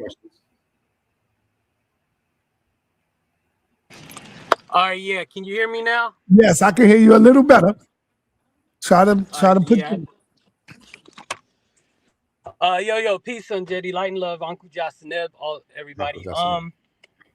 Yeah, excellent presentation, brother. I definitely love the way you broke it down. That was great, masterful teaching. Yes, sir. I have a question though. I have a question. And then this is one I haven't heard anybody discuss. Can you discuss the neteru as active verbs? You know, like Horace of Mendez, or even Sebek has being the reason that the moon is eating that the moon loses its fullness throughout the month. Like, are you familiar with the concept has of the neteru as active verbs? Yeah, so it sounds like you're asking two different things, but conflating them. So I'll separate them. Okay. So earlier today, and thank you for the questions, we spoke about Kepper. So we can just say verb. We don't have to say active verb because it's like saying it's the same thing. So Kepper as a verb means to be, to transform, to become. You can even say to evolve, if you will. So that's the verb form. That's the action of Kepper. So that's a word that's used in everyday language. Okay. And then the verb becoming nominalized, meaning goes through a process from being a verb to a noun. Okay. Person, place, or thing. So, or idea. Person, place, thing, idea. Now, so we're talking about transformation, evolution, becomingness, and then further becoming a proper noun or a what's called a theonym or a deity name. So that's your Kepri, the beetle, as we see. Word Kepper also is a word for beetle. So it happens. Separate word. All right. Okay, so hopefully I answered that question about that. Okay. Now, as far as the moon, it sounds more like you're talking about Kansu to me. However, to the point about the moon, right? Hold on, you shook your head. Talk to me. What's up? There's a story about Sebek, son of Neith. He's gone through a lot inside the Kemetic theology, right? But there's a story related to Sebek where his tongue was he was punished, but he was being in order to explain the waning of the moon, I guess it was said that Sebek was eating at the moon, and so then that's in one of the stories, and so he was punished. But that I was looking at how sometimes the acts and actions of gods are used to describe natural processes. Like Horace of Mendez is a particular type of Heru who has a 14-day life cycle. And Okay. then so I'm looking at how I was asking about other variations or other ways in which the Kemites used the neteru to explain natural processes. Like what you did when you said Kepre. Okay. All right. So let's talk about the literal. Let's talk about the literal, because everything starts with the literal objects first. So in the moon cycle, we begin with what they call the new moon. Okay. So the new moon typically is not readily visible to the naked eye, even though you may have see the outer brim of it slightly, but it's still dark. Okay. So from that point, then the next phase is you see a little bit of crescent, very faint. Okay. So new moon, and then you have your the phase right after that. So you have your what's called a first crescent moon. Okay. So the new moon is symbolic of the being in the womb because it's dark inside the womb, correct? You still there? I think you froze, but okay. So yeah, we still here though. We can hear you. Okay. So then the birth of the moon is the first crescent moon. And then that phase is called waxing moon, meaning you're adding on to it. So the moon symbolically gets bigger or gets older, if you will. Okay. Until you get to the full moon about So if we begin the lunar phase with the new moon, we're talking about 15 days later. If we start with the first crescent moon, we're talking about 14 days later, which includes the day from which we start. All right, you follow me so far? I'm gonna connect this with the ideas that you were sharing. So once you get to the full moon, now sometimes that full moon can last 2 nights. Sometimes, but let's stick to that. So then after that, now the moon appears to get smaller because of where it's at in relation to the Earth and the sun. So now the white orb begins to get smaller, okay, for the next 15 to 14 days. That phase is called waning moon, because it's waning and getting smaller until you get to what's called the third quarter moon. So that's like your half moon. Okay. So you have your new moon. That's when the moon is inside of the womb, if you will, symbolically. And then you have first crescent moon. So now the moon is born, and then it becomes an adult all the way to the adulthood, right? And then now the moon begins to get old and starts to wane until the moon dies, if you will. You get to the third quarter and it continues, and you get another crescent moon, but the crescent is on the other side. So this could be symbolic of, like you said, with Sebek, of eating the moon. And then we put in there symbolism of being punished, etc. Those are more analogies.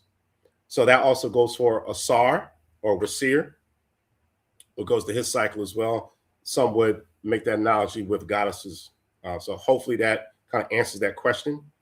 Yes, thank you, brother. Sonjedi. He bleeped out. I guess he got a little weak band going on.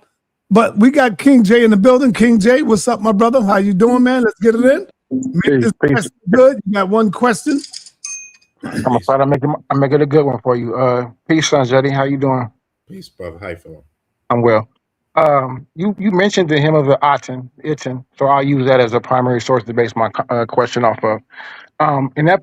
In context of the hymn itself, in regard to the Itin, I would you suggest that the soul of Ra, the Ba, is the actual manifestation expressed by the actual Itin itself? And could you possibly please go into distinguishing the ancient Egyptians' understanding of the Ba that may be different than our 21st century modern day understanding of soul or Ba? Okay. All right. So answer in the order in which I understand you. So one, the hymn that I spoke about earlier was actually hymn to Amun Ra, rather than Aten. But I am familiar with the hymns to Aten, so I'll answer it from there. All right. So you're asking about the Ba of the sun, or the soul of the sun. So my understanding, and I'm a little bit different in this, and they say I'm a little too technical sometimes. I don't really see any primaries for Ra as sun. I see it I like to describe it as light or radiance, or sometimes even day, but not actually the sun itself. I literally would say Itin, or solar disk would be the word for sun, Aten or Itin. So I suggest that in this instance, Ra is the unseen force. Ask your question, brother. Don't teach. I am, but I'm just giving them clarity so I can. So I'm suggesting that Ra is the unseen force behind the sun that pushes it. In regards to the hymn of Itin, the 1890 text in particular. Okay, all right. So I'll answer the thing about the soul. So the Ba, vocally probably sound more like Bala or Balo. Is also a word for power. So the power that's left over after you're gone, if you will, your presence, is what ancient man perceived as your soul per se. In this case, Ba. Now, your Ba, the idea, and again, I'm going back into ancient Africa, beyond Kemet. The idea comes from internal organs. Okay, here's how. And Jean-Claude Mboli, in his book, The Origin of African Languages, speaks about that. Books up there. I don't want to stand up. So it's an actual literal thing, the Ba. Right, King J, you can't hold on. I don't want you to make a conclusion off that. Hold on. Uh-huh. So it comes from the idea of internal organs, or like a liver. And I'm talking about where the word comes from, because you can't, you know that your liver is inside of you. You know that your heart is there, correct?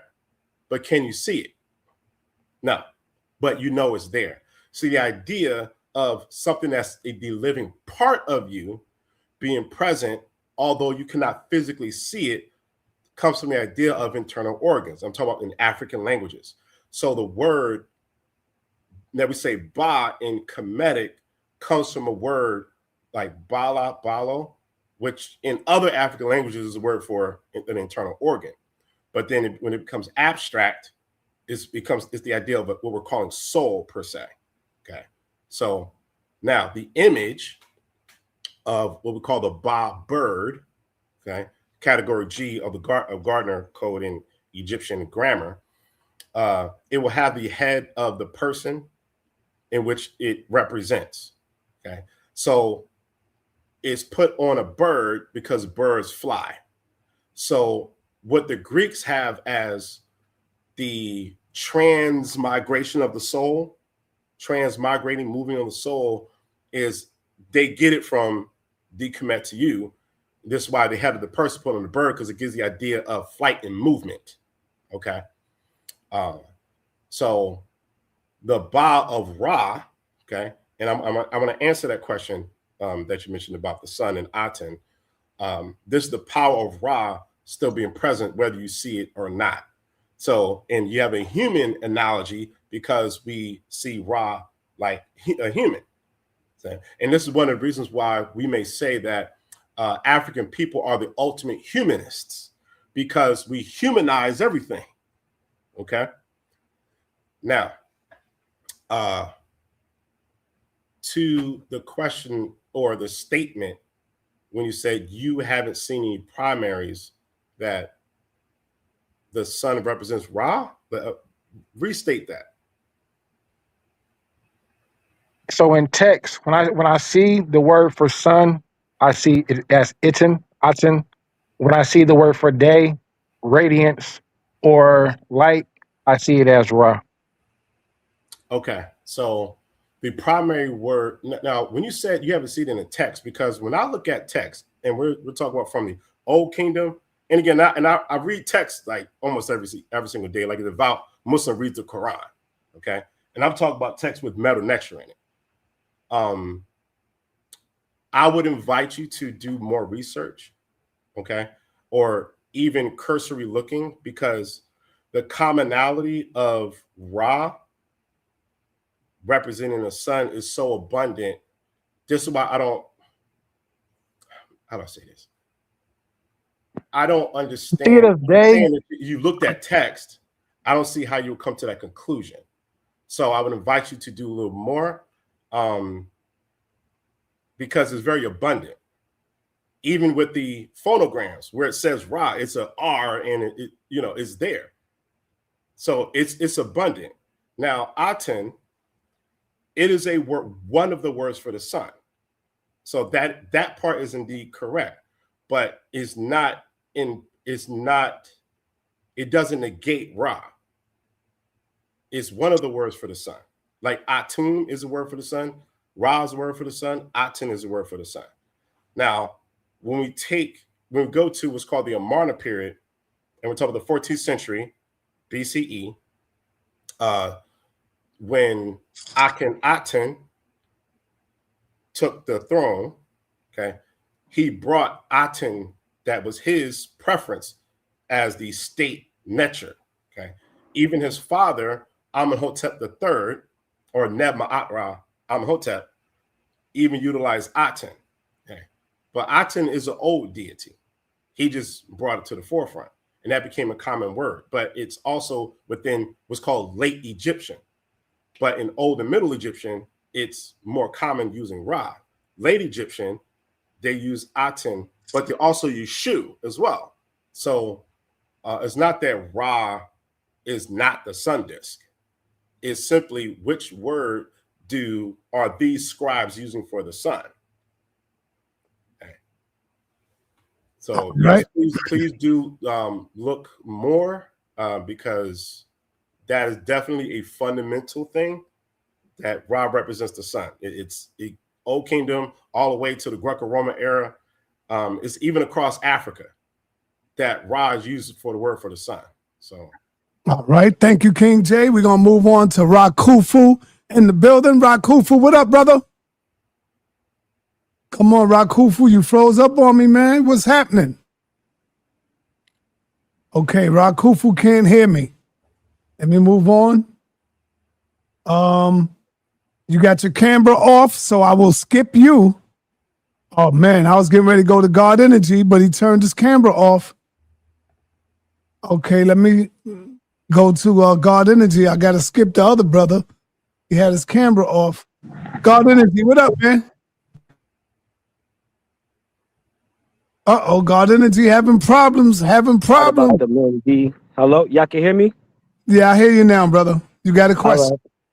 Yes. The part about the Mandy creation myth. I like that it goes into the MA prefix in Africa. There's a conversation about the MA prefix and Ma'a and Ma'at and the terms like Mandi, and shows the importance linguistically of that MA prefix in Africa. But I wanted to ask you linguistically, with the A haplogroup connecting the southern populations in South Africa, the Khoisan, the Click speakers, you have the Hadza and Hadzabe in East Africa that are Click speakers. There's this connection between East Africa and South Africa. How do you feel linguistically about doing the comparative analysis between the ancient Kemetic language and some of the Guni languages, Zulu languages, and finding cognates between the Kemetic language and Zulu languages and Guni languages, such as Asar or Isiru and Isilo in Zulu, meaning the cow tail, and we see on the Narmer palette the cow tail, or Iset and Isetebe, meaning throne in the Guni languages. How do you feel about the linguistic connection between Kemet and some of the Zulu languages, showing maybe some interaction, some, you know what I mean? Some exchange of culture, some influence in connecting Egypt to even some of the South African populations, as well as West African or North African populations. How do you feel about that Guni or Zulu connection? Okay. All right. So again, hotel piece, brother. Thank you for the question. Now, my knowledge of the of like Khoisan, where they use the clicks, like that. So you articulate sound between the tongue and the cheek, and then with the glottal here. My knowledge is limited on that, but I can tell you that from my own experience, because I have friends who are who speak Amharic, or we say Amharic, Habesha. They have clicks in their language. African, what we're calling Ebonics, African American Vernacular English. We use clicks as well. So if I want to show a sign of disapproval, I'll be like, right? So we still use clicks. So that's across the continent. Of course, in among the Khoi, and again, I'm pronouncing it the best that I can because I'm not a native speaker. Yeah, my knowledge is limited with the language. Now, you mentioned Nguni, Zulu. Now, Zulu or isiZulu is part of the Bantu of languages. Okay. Now, I can tell you for a fact that the comparison between Kemetic languages, and I say Kemetic languages on purpose, I'm throwing you a little bone there, being compared to Bantu languages, specifically isiZulu, has been done at minimum since the 1800s. I can tell that for a fact. Has anyone ever heard of Gerald Massey? Yes. Yeah. You ever heard of his 2-volume book called The Book of the Beginnings? Yes. Okay. So he has a chapter in there. Now, mind you, The Book of the Beginnings was published in 1881. Okay. 1881. So he has and I believe it is, let me see, I have volume 1 up there. I think it was might be volume 2, where he's comparing Kemetic, or Egyptian as he says it, with South African languages, Zulu being one of them. 1881. Now, mind you, this is a 2-volume work, and you could probably do like a 30-page book report off of 1 page. So this is all he's doing. Okay. Keep in mind, he's, this during the time of the British Empire. So they're, they have knowledge of South Africa because they were fighting our ancestors and brothers and sisters from the Zulu people. So they have knowledge of that area. So they're going to use some of that and bring up to the British Museum. All right. So the relationship between Kemetic languages and Bantu languages has already been established, to the point where some can even argue that Kemetic is Bantu. I would never argue against it. It is that close. So think about this. See, Bantu languages are highly conservative to spoken languages in Africa. Kemetic is highly conservative with the written record. When you put these two highly conservative cultures together, one being the written conservation and the vocalic, the language conservation, a lot of good things have happened since then. I'll give you one example. I'm gonna give you one from Kiswahili that I know off the top of my head. So there's a word in Kemetic meaning to grasp or to grab. Right now, in sa.neter, since they're only writing the consonants, when we do consonantal pronunciations, because we don't know the vowel, we'll say sakeni. Okay, sakeni. But in Kiswahili, which is Bantu, the same word meaning like to grab, to grasp, ashakiniye. Okay. So, but that's preserved in Bantu, the sound of the word, but the written word is preserved in Kemetic. Right. Okay. So that's just an example of the relationship. And again, we can go all day with that. Yeah. Now, did I answer your question, brother, or at least address it? Yes, you definitely did. And you brought out the source, Gerald Massey. You brought out the Afro-Asiatic connection with the larger Bantu expansion, and you know what I mean, their relationship with the larger Afro-Asiatic language, which it would include the Kemetic language. So thank you so much for that, brother Sonjedi. I really appreciate it. Yeah. All right. Now, hold on, no, keep them on sa.neter if you don't mind. Yes. I would like to offer a redirection. So Afro-Asiatic has actually been disproven as a term. One of which, first off, we have Theophilo Benga in this book right here. Origin, basically the common origin of ancient Egyptian, of Coptic, and of modern Black African languages. Okay, so of course it's in French. Now you can also get this one here. This is in English, published in 1992. Ancient Egypt and Black Africa. Okay, so I recommend you get this book. So there is a section in here called Genetic Linguistic Connections. Let me see, page. Okay.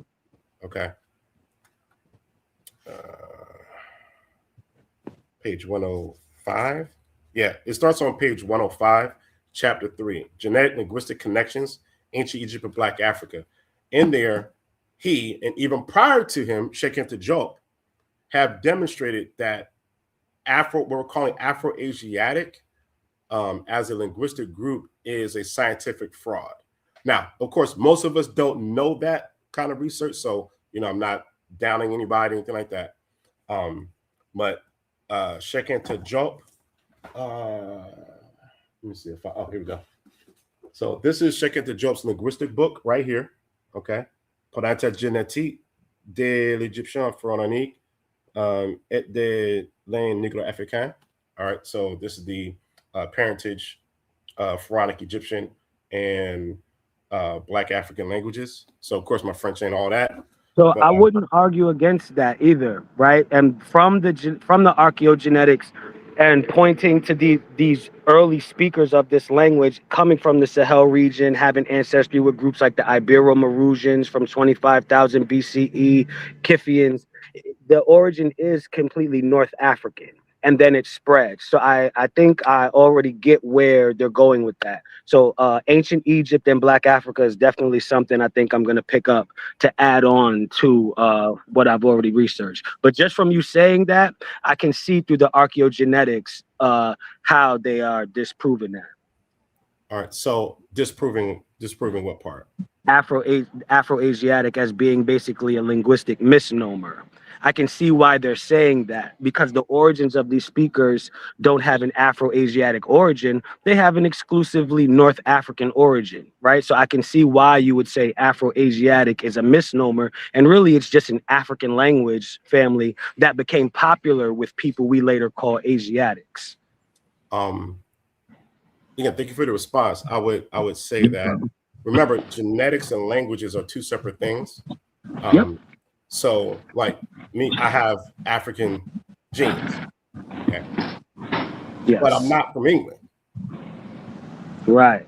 So, see, 1,000 years from now, someone sees my English name, but never knew what I look like, would think that I'm an Englishman. But I'm not. So, again, there's two separate things there. Like, I can't take genetics and say that because of the genetics, I can determine the language. Okay. So again, like I said, I highly recommend getting this. He would demonstrate.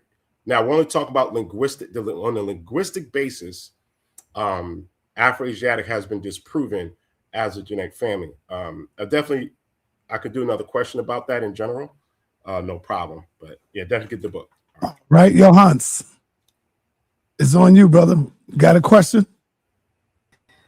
Yeah, how you doing, brother Sonjedi? Man. My big brother. Yes, I want to ask about the ideas of gender in the concept of the Neteru, being masculine, feminine, or male and female. And that gets back to the conversation that was had earlier around literal.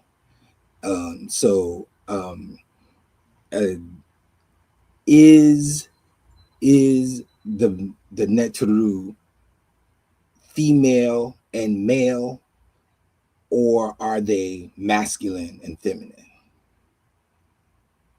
That's what the question is. All four. Okay. Context. So if you say male, female, in a sense of how I depict a nature, yes, you can have that because it's how it's being depicted in the art. Okay. Now we talk about masculine, feminine regarding forces, how things are perceived. So let's take the sun, for example. So the sun usually is depicted as masculine, therefore male, thus father, because it initiates an action. So anything that initiates action is typically depicted as masculine or male. And then you put in an artwork as, say, a father, man, etc. Forces, elements, and aspects that are receptive or creates a space may typically be depicted as feminine, therefore female. And you put it into the artwork, you'll see woman. to depict something that's receptive. So now when we talk about gender, the sexes, then we know that when two human beings have sex, typically male is the active particle, okay, and then the female is receptive. And if we just go from sperm to egg, the sperm is the action that moves. So anything that moves across a spectrum is depicted as masculine, while the space is depicted as feminine, and the receptor article, or the egg in this particular case, that's feminine, because we're making these symbols based off of literal things, such as the anatomy of mammals. Therefore, of course, we're mammals. So the egg is stationary for the most part, and then the sperm is what moves across the spectrum. So the moves across the spectrum is masculine. So just like when we look up at the sky, we see the masculine element because the sun moves across the spectrum that we call pet, or we call it the sky. Therefore, we depict that as male. And then the space for which it moves upon is female, because when the sperm moves inside of the womb, that spectrum of space is female. So as far as the function, because I think, today's society, they're separating gender and sex, which are related. This is how these symbols are being depicted. Now, am I answering your question? Well, yeah. Because I know, we have a 5-hour bill going. Yeah, I know. You're kind of answering my question, and I guess I'm asking the question due to the kinds of confusion in today's society around gender and things like that, because let's go to Ifa culture, right? Shango is lightning, right? Mm-hmm. Is lightning a male? It can be depicted as a male aspect because it initiates action. Right. But in the tradition of Ifa, you can have a female priest of Shango, mm-hmm. right? And mm-hmm. you can have if we go to the feminine, Oshun, which one of my good friends is an Oshun priest, right? And Oshun. And so then the question is, if you are a female and you are a priest of a masculine or male energy, right? Does that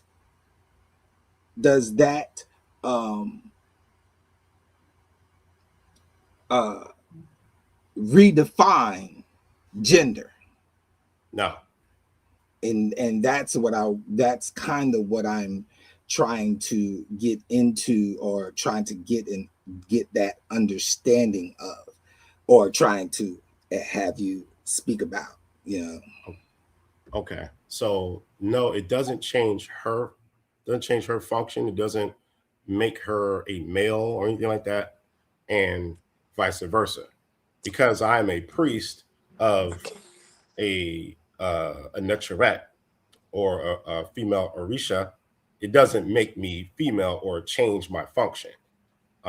Because gender, I think people are saying that this is about function per se, but it's still connected to sex, but based on our human functions. So males are more have more physical prowess, where women, they're shaped differently, they have a different function, etc.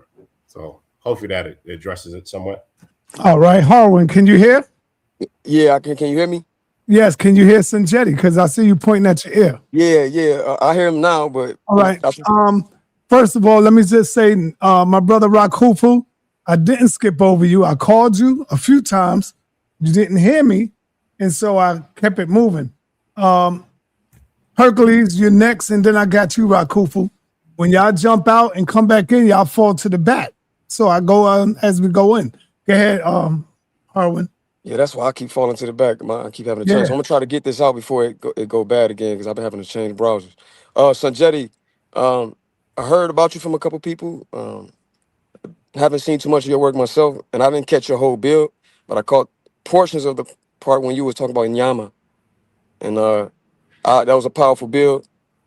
And I agree with you what you said about the Afro-Asiatic language as well, for sure. My question is, there's a word in the noun class in the Medu Neter called Kepuru with the determinative for the standing mummy, the 853 mummy, means to take form or shape or to manifest. And we see this word being used in different texts, whether it's the coming forth by day of the afterlife scene or in the scene of the actual real life. What's your opinion on that word being used for nature actually taking physical form or kefuru or his shape, kefuru F? Okay, let me. Like a So you mode of said a couple being. things. Okay, so let's talk about the sign. So the sign of a standing sahuified person. People say, people may say mummy. Right. That indeed, as you've implied, has to do with transformation.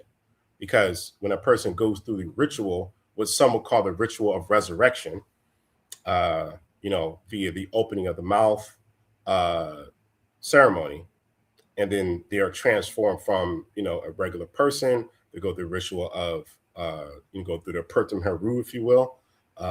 You're 36 and 42, and then you are considered Ma'ak Haru, and you become an Ak Iker or Ak Ikaru, meaning an excellent spirit. So you're transformed. So the idea of going from one state to the other, all right, in grammar we call that like stative, like a stative, if you will. So Right. one state to the other. So this is why, from my perception, that sign is also used with Kepler. Okay. I'll follow you. All right. So again, I'm trying to take your statements and all right. So now what's the other part? Let me give you an example then. Well, give me the question. Give me the question, then the example. Okay. So that word that you just explained, which I agree with that breakdown, but that word is also used for the nature. For example, Amun Ra, Kepuru F, takes form during the divine birth of Hatshepsut. Do you think that the ancient Egyptians actually thought that was literal based on the grammar within that text? I think it's El Dibari. I forget. I'm getting the Arabic name wrong, but it's the divine birth scene of Hatshepsut being born. Amun Re is Kepuru F with the A Sahu, the 853 glyph behind the word Kepuru to take form or manifest. Okay. So are you asking me, did the ancient Egyptians believe that Amun literally came and gave birth to her? Yes, they took form and gave birth to her. Well, a male wouldn't give birth. I mean, the conception, but not actually give birth. Yeah, I got you. Okay, but coming down and copulating with her mother, therefore she has a divine birth. So yes, I'm familiar with the scene. You're saying, do you think literal? No, that's all that is symbolic. It's no more symbolic than, Christians saying that Mary gave birth to Jesus, whatever, without a man. That's all symbolic. Like, no woman gives birth without a man. So that is just simply saying that she has legitimacy on the throne. That's what that depiction is.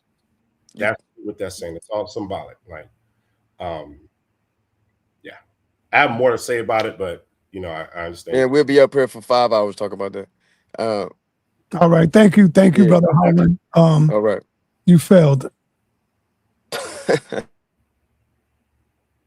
All right, man, you know what? I gotta go to this brother. I gotta skip everybody, and I gotta go to this brother right here, cause these two brothers started it way back then. They was close buddies back then. They was considered the Armor Raw Squad. I speak of none other than my brother, Uncle Ket, in the building. What up, Unc? Man, what's good with you, man? What it do, son? Right. Man, big up to the family, man. I just popped up. I Yes, want to say, hey, to Sonjedi, man. How you doing? How you feeling, man? Peace, brother. And it's good to hear, you just trying to kind of give them that breakdown. And I tried to make the conversation early in the game that the common folk would have had a different understanding than, say, the high priest would. Different education levels, different beliefs, and it's very complicated in traditional Africa. So I appreciate you actually supporting that stance right there. And, just keep doing what you're doing. You know what I'm saying? I'm going to stay with the scientific literacy, man. And y'all stay with doing what y'all doing, yo. Appreciate you, bro. Just to let thank you you. know. Get you too, brother. Thank you. How's your family, man? Man, the family good. How about you? How your family? I know you married man now. Yeah. Man, you know what it Family's feel good. like. Family's good. Wife is good. My children are good. Okay. My nieces and nephews are good. Mm-hmm. Thank you for asking. Yeah. Come on camera, brother. Like, what's up, man? He Because works. I'm driving. Hold on, I'm driving. I'm on camera. We here. Okay, You know all how right, we There you do. go. all right. Yeah, we here, man. I'm gonna hit All you right. up, man. Talk to you. I talked to Asar the other day. All I'm right. gonna have him slide through. You know what I'm saying? Probably do like a double stream or something. Let them talk about it. I know y'all. This y'all favorite subject. I was waiting for y'all to pop up for real. Man, I I had to mean, give him a call. yeah, I'm I glad you mean, did. Sa.neter Yeah. called me, so I said, all right, you know what? I'll go ahead and chime in on the topic. Yeah, man, y'all need to come around sometime, man. Holler at that he needs some real people to understand traditional Africa, bro. That's what the community is missing, yo. You know it. Yeah. So appreciate that, bro, and keep doing what you're doing, and tell the elders I said what's up. You know how we do. All right. Thank you. All right, man. Appreciate y'all, man. Big up to the family too. All right. Let me go to my man Hercules in the building, lifting up buildings. Hercules. Let's go, Hercules. Hotep, brother Sonjedi, Hotep, peace. How you guys doing? Hey, I love the bill, man. It was beautiful, good work. I got all them books that you was mentioning, except for a couple of them. I'm about to order one of them that you had mentioned. But the problem I'm having, I don't know if you have this problem as well when you're talking to people, is that most of everybody, a lot of people, they're maintaining a Western point of view when they're trying to analyze the history of our people and our ancestors. And that was one thing that Marimba Ani said, is that if you're trying to look at it from a Western lens, you're always going to be confused and always disagree with it. And I don't know if you're coming across the same issue when you're dealing with this topic, because when people are looking at it, so like, for example, we're just talking about, whether things are real or literal. From my understanding, it would be both. They wouldn't have looked at it as a split of something that's real and literal, because it's like mathematics. It's like math. Is math real? Is it literal? You can't touch the number 3. You know what I'm saying? But we know mathematics governs the universe, literally governs the universe. So I just see that because it's like people are still looking at it from a Western point of view, and they don't understand you have to drop that point of view. All right. What's your question, brother? So, yeah, I was wondering, do you still see that when you having these topics and these conversations as well? I do. Thank you for the question, brother. So dichotomy. So you mentioned the elder scholar Marimba Ani, who I've met on several occasions. Her work is actually foundational to how I approach study human studies. I met her in my early 20s. So in her book, classical book, Yurugu, an African-centered critique of European cultural thought and behavior, as well as her book, Let the Circle Be Unbroken. So in Let the Circle Be Unbroken, she speaks about, spirit and matter, okay? And that spirit needs matter to come into existence, and matter needs spirit in order to be animated or have vitality, okay? All right, and the idea of vitality, which is African, not animism. Animism, that's European anthropologists doing that. We do vitalism. Emoyo, okay? There's these subtle differences, okay? So Marimba Ani talks about splitting realities or a dichotomy and pitting things against each other that actually have relationship, okay? So the European ethos creates conflict or opposition, opposing things that for the African mind creates relationship, intertwining. Okay. And then, definitely for those who do not have that book, please do get the book, Urugu. And then there's a section in the beginning that gives a story of Urugu and how Urugu is incomplete and Urugu is male. So the male without his female counterpart creates an imbalance in the universe, according to the Dogon mythology. Now, you said the European ethos, or implying that. I'm going to use the Abrahamic, or we'll just say Euro-Abrahamic traditions, okay? So when coming into African tradition, one of the problems that I constantly see is that people come into Africana studies and African, what we're calling African religion per se. I like to say African tradition. They still have a Euro-Abrahamic framework, okay? Meaning they're taking, let's take the Orishas, for example. And as an Orisha practitioner, I've noticed that we'll take Orunmila and then make the analogy of Orunmila like Jesus. That means that the core of your reality is still in Christianity, because you have to use Christianity to do your analogy, or in order to legitimize African phenomena, where if you start off before you get into African tradition, before initiation, or at least at the beginning of it, do Afrocentric studies.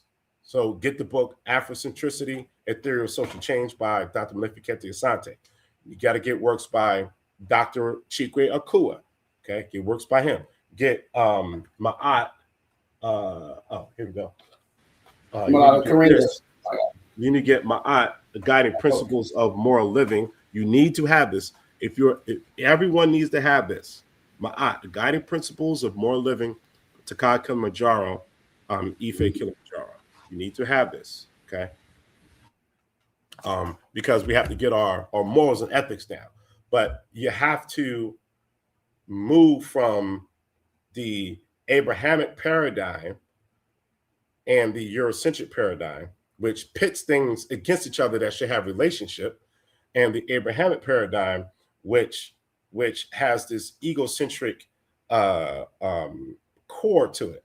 So here's a general formula for everybody. Whenever you're studying religions, always study the gods of a culture, always. Because the gods of a culture, and I know some people don't like the word gods, but listen, we speak English, so we know what we're talking about. Study the gods of a culture and you will understand the axiology of a culture. In fact, we'll use what Marembani tells us. She used the word asili. So the asili is the seed, is the core, the soul, the center of the culture from which all other things are born. So the itamawazo is the culturally structured thought, is the thinking pattern of the culture. The itama rojo, that is the emotional tone, or how the culture responds to things emotionally, okay? So you have these two things that are born out of the asili, or what Europeans call the ethos, but we say asili. So what I'm coming across is that people, even with Kemet, they'll come into Kemet and say, Haru was like Jesus. It's like the analogy, but then they'll say, oh, we have to start from where we are. We get it, but then you get people in leadership who still have that, but have not gone through that re-Africanization process. So we end up saying, and I got this this is a question I got from a Hebrew Israelite brother years ago, asked me, well, in Kemet, where are your prophets? This means that, but this brother was coming from his standpoint. And I'm like, well, why do we need that? Okay. Y'all need that, which is fine. You need prophets. But if we take the term prophet as you understand it, someone who's sent by your God, okay, in this particular case, Yahweh or Yahweh, okay, that is your particular God, that God speaks to this person. Well, in Kemet, we have what's called a sa.neter. Now, Egyptologists will translate the word sa.neter as prophet. Now, I don't automatically demonize white people because of their translation, okay? Because you might be missing something. There's actually an advantage with translating as prophet. It tells you something. Now, is that the literal translation? No. It doesn't mean prophet, but the sa.neter is a type of a priest that communes directly with the neter in ritual, okay? Now, I'm not going to ask anyone here how many temples are in ancient Kemet. Every temple has multiple sa.neters attached to it, which means that we have prophets all over the place. So in other words, the equivalent of what you're calling a Jesus Christ is common to us, meaning I can go up the street and find one or down in the other village. So so I told him it's special to you, and that's fine. But we have them all over the place. We have hundreds of Jesus Christ walking around. Okay. But the difference is when you go to the biographical texts, they go through training. They learn how to be that. Okay. There's education. So it's not, oh, I had an epiphany. It's initiatic, where for them it's prophetic. But that's, more on that another time. But thank you for the question, brother. Hopefully I answered it. All right, real quick. I want to say, Hercules, you came on, you made the first mistake when you talked about the numbers being literal, but the numbers are symbols, brother. They are not literal, they are symbols. Let me move on. Brother Jabari, if you're still there, you could come on and ask your question. Reggie came in and bogarted, so I got to allow you to ask a question, brother, if you want to. We got my brother Easy Bands. Pastor Bennett told me to give you a message. He said, Easy Bands, it wasn't easy, man. So he came in and he did what he supposed to do as a pastor, as a priest, and he's letting y'all know it wasn't easy. He took on Polite. He took on Tazariak. He took on so many people, and he did his thing. Right. He also talked about how he made the MVP run away from the table, talking about Tazariak. Yes, sir. So I pass you the mic, brother. Do you have a question? Yes. Peace and blessings, peace and blessings to the brother. Great presentation. I only caught like the late part of it, so I didn't catch everything. I wanted maybe to ask a few questions to clarify. When it comes to Pastor Bennett, he did pave the way, man. He's been doing his thing. He's official. So I was very humbled by the shout out, man. I appreciate that coming from him. Hopefully I could follow in the same footsteps. But so brother, I'm a Christian, right? But I'm born and raised in Africa. I come from Zambia. You're probably aware of that country, right? I come from Zambia, South Central Africa. Yeah, and we're officially a Christian nation. Just so if anybody says, "Oh, he left his roots or he left his people, he sold out," my country is a Christian nation. But anyways, I have first. I wanted to talk about Dr. Siame, Chisanga Siame. Are you familiar with that doctor? He's Zambian. Not right offhand. Okay, yeah. So he speaks on the similarities that you will find with Kemetic titles and languages versus Bantu languages, right? So for instance, his name is Chisanga Siame, right? So he'll use the name Siame and he'll compare it to the pharaoh's name Siamun, right? And then another one is like King Tut, right? He'll compare that and use a Zambian title as well. So do you have any words like, is that something that you have found as well in your studies, or is that like something like a non-starter for you? Real quick, Easy Bands, you lucky I got to run to the bathroom right quick, so you might have a chance to have a dialogue with the brother. Yes, so you're a lucky one. Take your time. All right. Anyway, peace to you, brother. Peace. Good health and wellness to you. Thank you for the question. And I would say that you say that your country became a Christian nation. I can't necessarily say congratulations, but I would just say that you're happy about it. And no one can actually dictate to you how you should feel about it. So if you're happy, then I can't say I'm happy, but I appreciate you bring that up front. All right. So the Siama, in what's the name of the language? So it's Bemba, right? Bemba, okay, Bantu Bemba. language. Yes, the Bantu language, yeah. So his name is Siame. Okay, so what does the word mean? And the Siame, I'm not sure. Like I have to go and look at the paper again. But he basically he talks about all that stuff. I have the paper over here right now. Maybe I could share it, but I don't think he talks about the actual name. I could show you like what he talks about, like for instance, Katun Kumuna, and then he compares that to King Tut's name. Okay. Right. Yeah. And he basically says that it means to be like fat, squat, and puffed up. And so when he did a study of King Tut, he looked at I think somebody wrote a paper on they were puzzled about King Tut's clothing, right? Because apparently like it was oversized, right? And then you find as well that he was kind of like deformed or something like that, right? Some of the studies have brought that to our attention. So he's like relating it and saying, because in our language we have we have these sayings that we'll put on people that describe their stature or something about them, their characteristics. So he's saying that that's a word that we use to describe like short, pudgy people and stuff like that, right? Who look kind of like a stuffed bag, And so he's relating that use the use of that term to say that probably that was why King Tut had his name as well, or his title. Okay, that they meant a similar thing. All right, so just as we have in linguistics, we have to compare meaning and form. The meaning of the word and the form of the word when we're comparing the two. In fact, Theophilus Bing in this book, he lays out some of those rules. Ancient Egypt and Black Africa. All right, so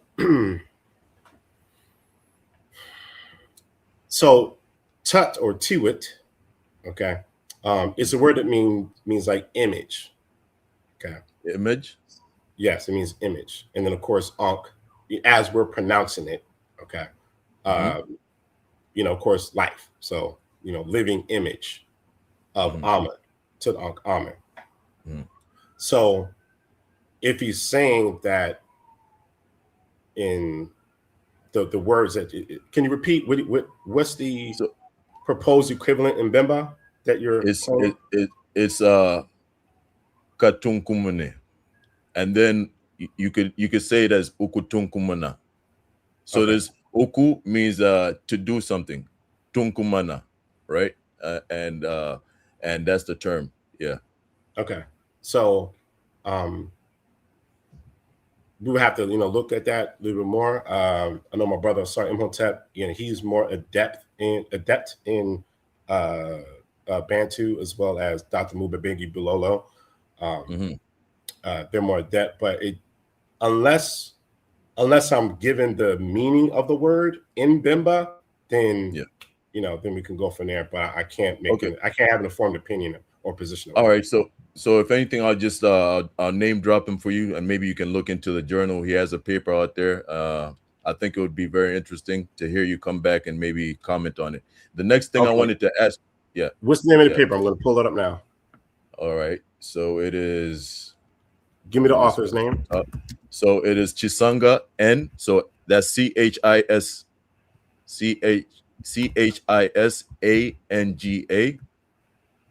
N.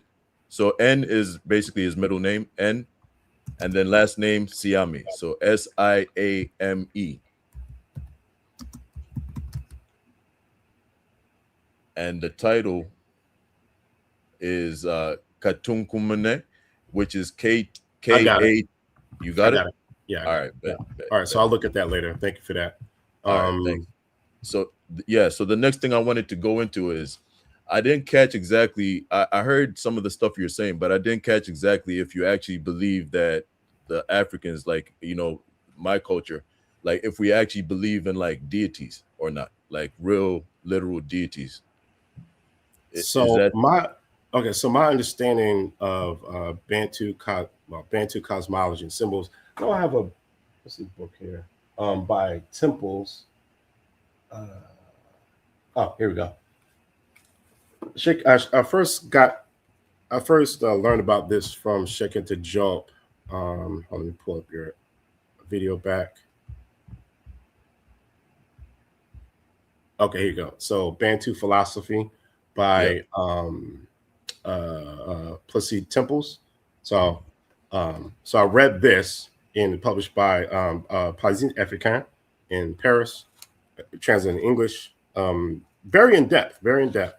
There's not much on really like deity per se, but more so on more like a force.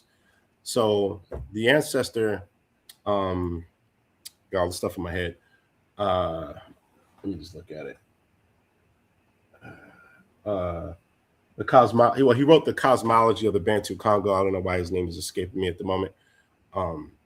It's more about force and vitality rather than deity per se. You say deity, that's simply making a zoomorphic human symbols for principles, where all African cultures don't do it that way.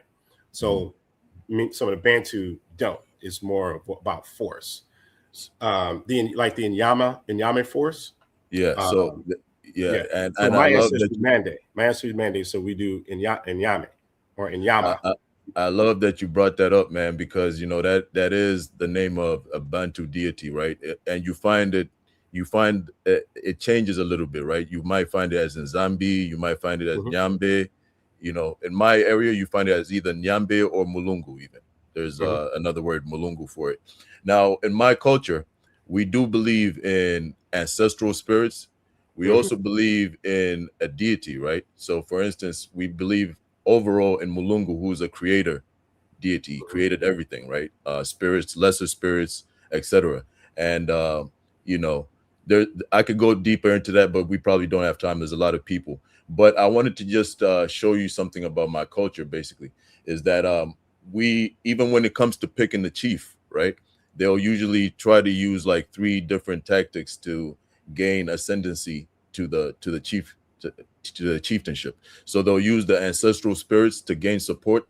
They'll say, oh, nah, these ancestors are supporting my bid to become chief. Or they'll go to the top god who actually who overrules everything. His name is Makumbi, right? And so,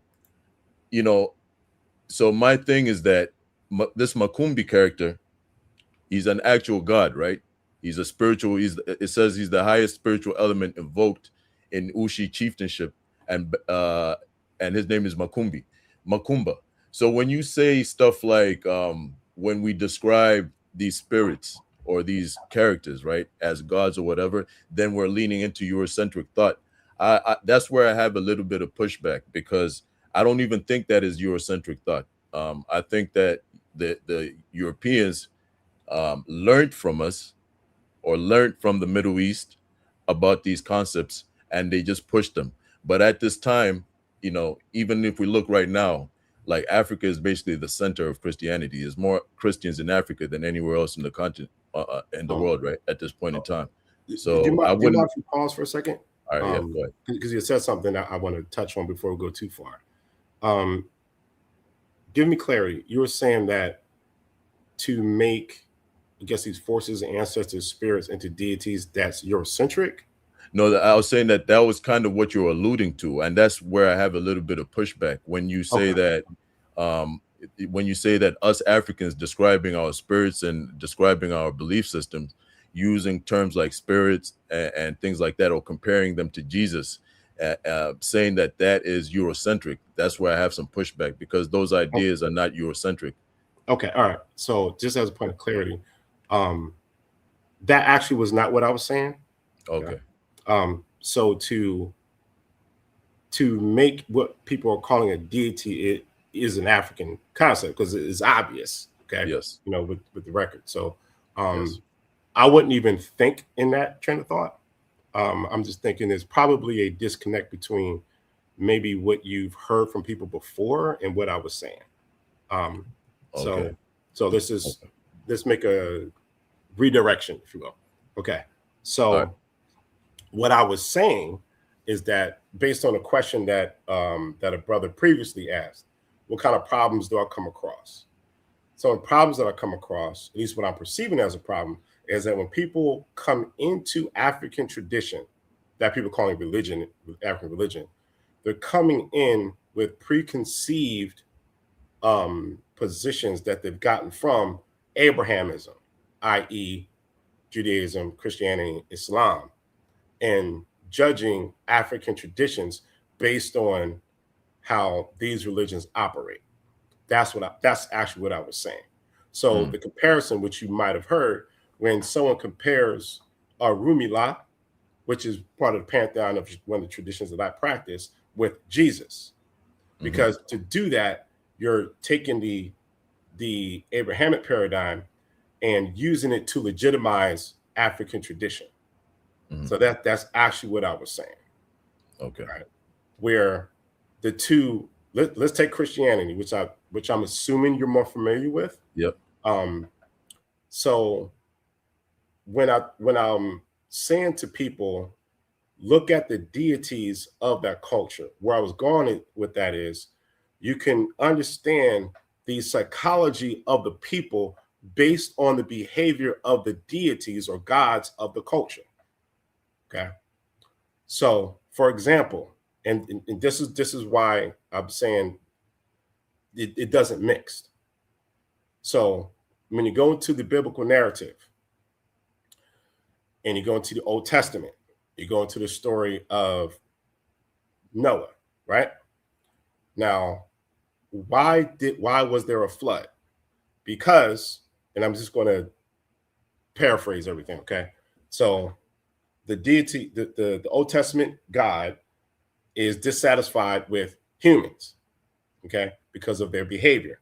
So he makes a decision to destroy, all living things. Again, I'm paraphrasing, all right, with the exception of Noah and his family, okay, because otherwise who's going to carry on his worship? You need somebody, right?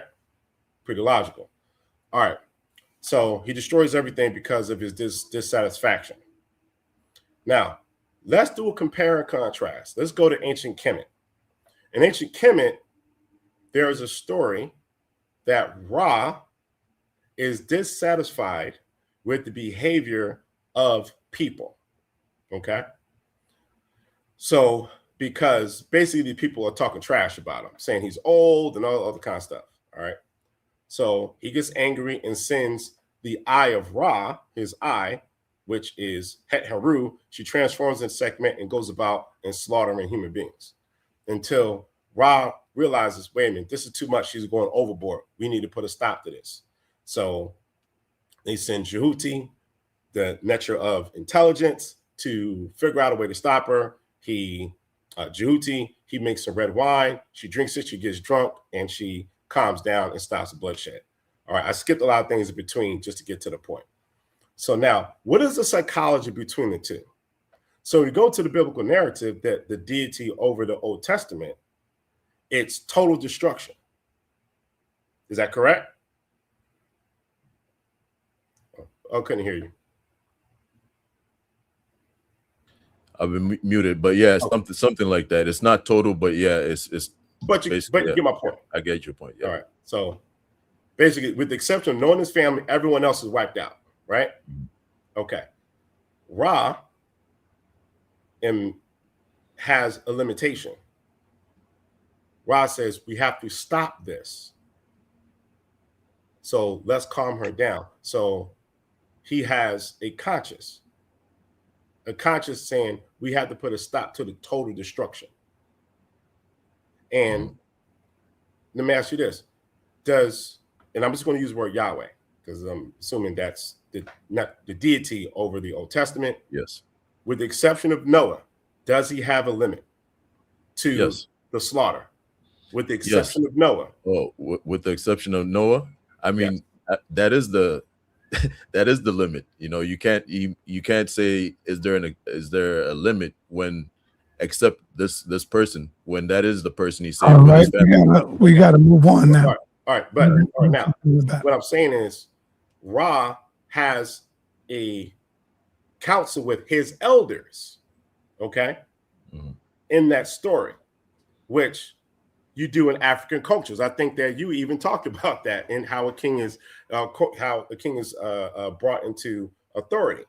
So the difference is Ra has a limit to the unaliving, and Yahweh pretty much doesn't. And then Yahweh is making a more like of an individual decision, and then Ra makes a group decision. So the behavior, when met with the same circumstance, they respond to it differently. Okay, so which is why the paradigms are not the same. We can compare a couple of things, but the paradigm is different. One is bloodshed, straight bloodshed all the way. The other is like, okay, we have to put a limit to this. All right. Go ahead, sa.neter. All right, Rakufu.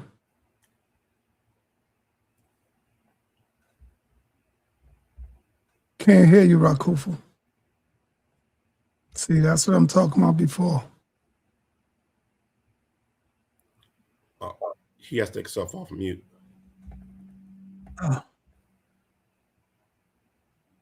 Can't hear you, Rakufu. All right, let me go to Yara. Hey, peace and blessings to you, sa.neter, man. Thanks for allowing me on. Shout out to you, brother Sonjedi. I appreciate your bill today. I just wanted to piggyback on the last compare and contrast you were having. I always hear an indictment of the Abrahamic faith. And just for context, I am a Hebrew Israelite. That is how I identify. So just for context. So I often hear that compare and contrast when it comes to what many believe. So you made two statements, and I'm just going to address those. And then you can give me your feedback. When you talk about the indictment on how those of who follow the Abrahamic faith, how they misconceptualize what they see in ancient Kemet, what they read about in ancient Kemet, and what the confusion comes in at. My argument is that that is possibly ideas that come out of the Afrocentrics or the Kemetic teachers that we have today, because it's often you guys' argument, I'm putting you in that because I just heard that from you to a degree, that it is you guys who claim that the Abrahamic faith plagiarized what they found in ancient Kemet. And so oftentimes that argument is forced and pushed. And then if that is the case, if that is you guys' true stand, then what you do see in the Abrahamic faith or believers thereof is really only that which is being mimicked from that which you claim is being plagiarized from. And then number two, in your compare and contrast story to Ra and Segment, it was funny because I was just reading that yesterday in regards to that. And the story of the flood story, and people that know me, I always have to correct that the Bible does not teach a global flood, because we know historically there were many civilizations that were not destroyed during that particular time historically, and we also know that the Bible doesn't speak of a global flood. It speaks of a land on a rest. Yes. I'm sorry, Sonjedi and Yara, I got an emergency. I gotta go. Okay. Peace. I'm sorry about that, man. Hey, no good. You call me, man. Okay. Yeah, I'll call you, Sonjedi. I'm sorry about that, y'all. Yeah, call me if you need something, bro. Yeah, I gotta go. All right, brother. All right, looking forward to talking with you, brother. All right.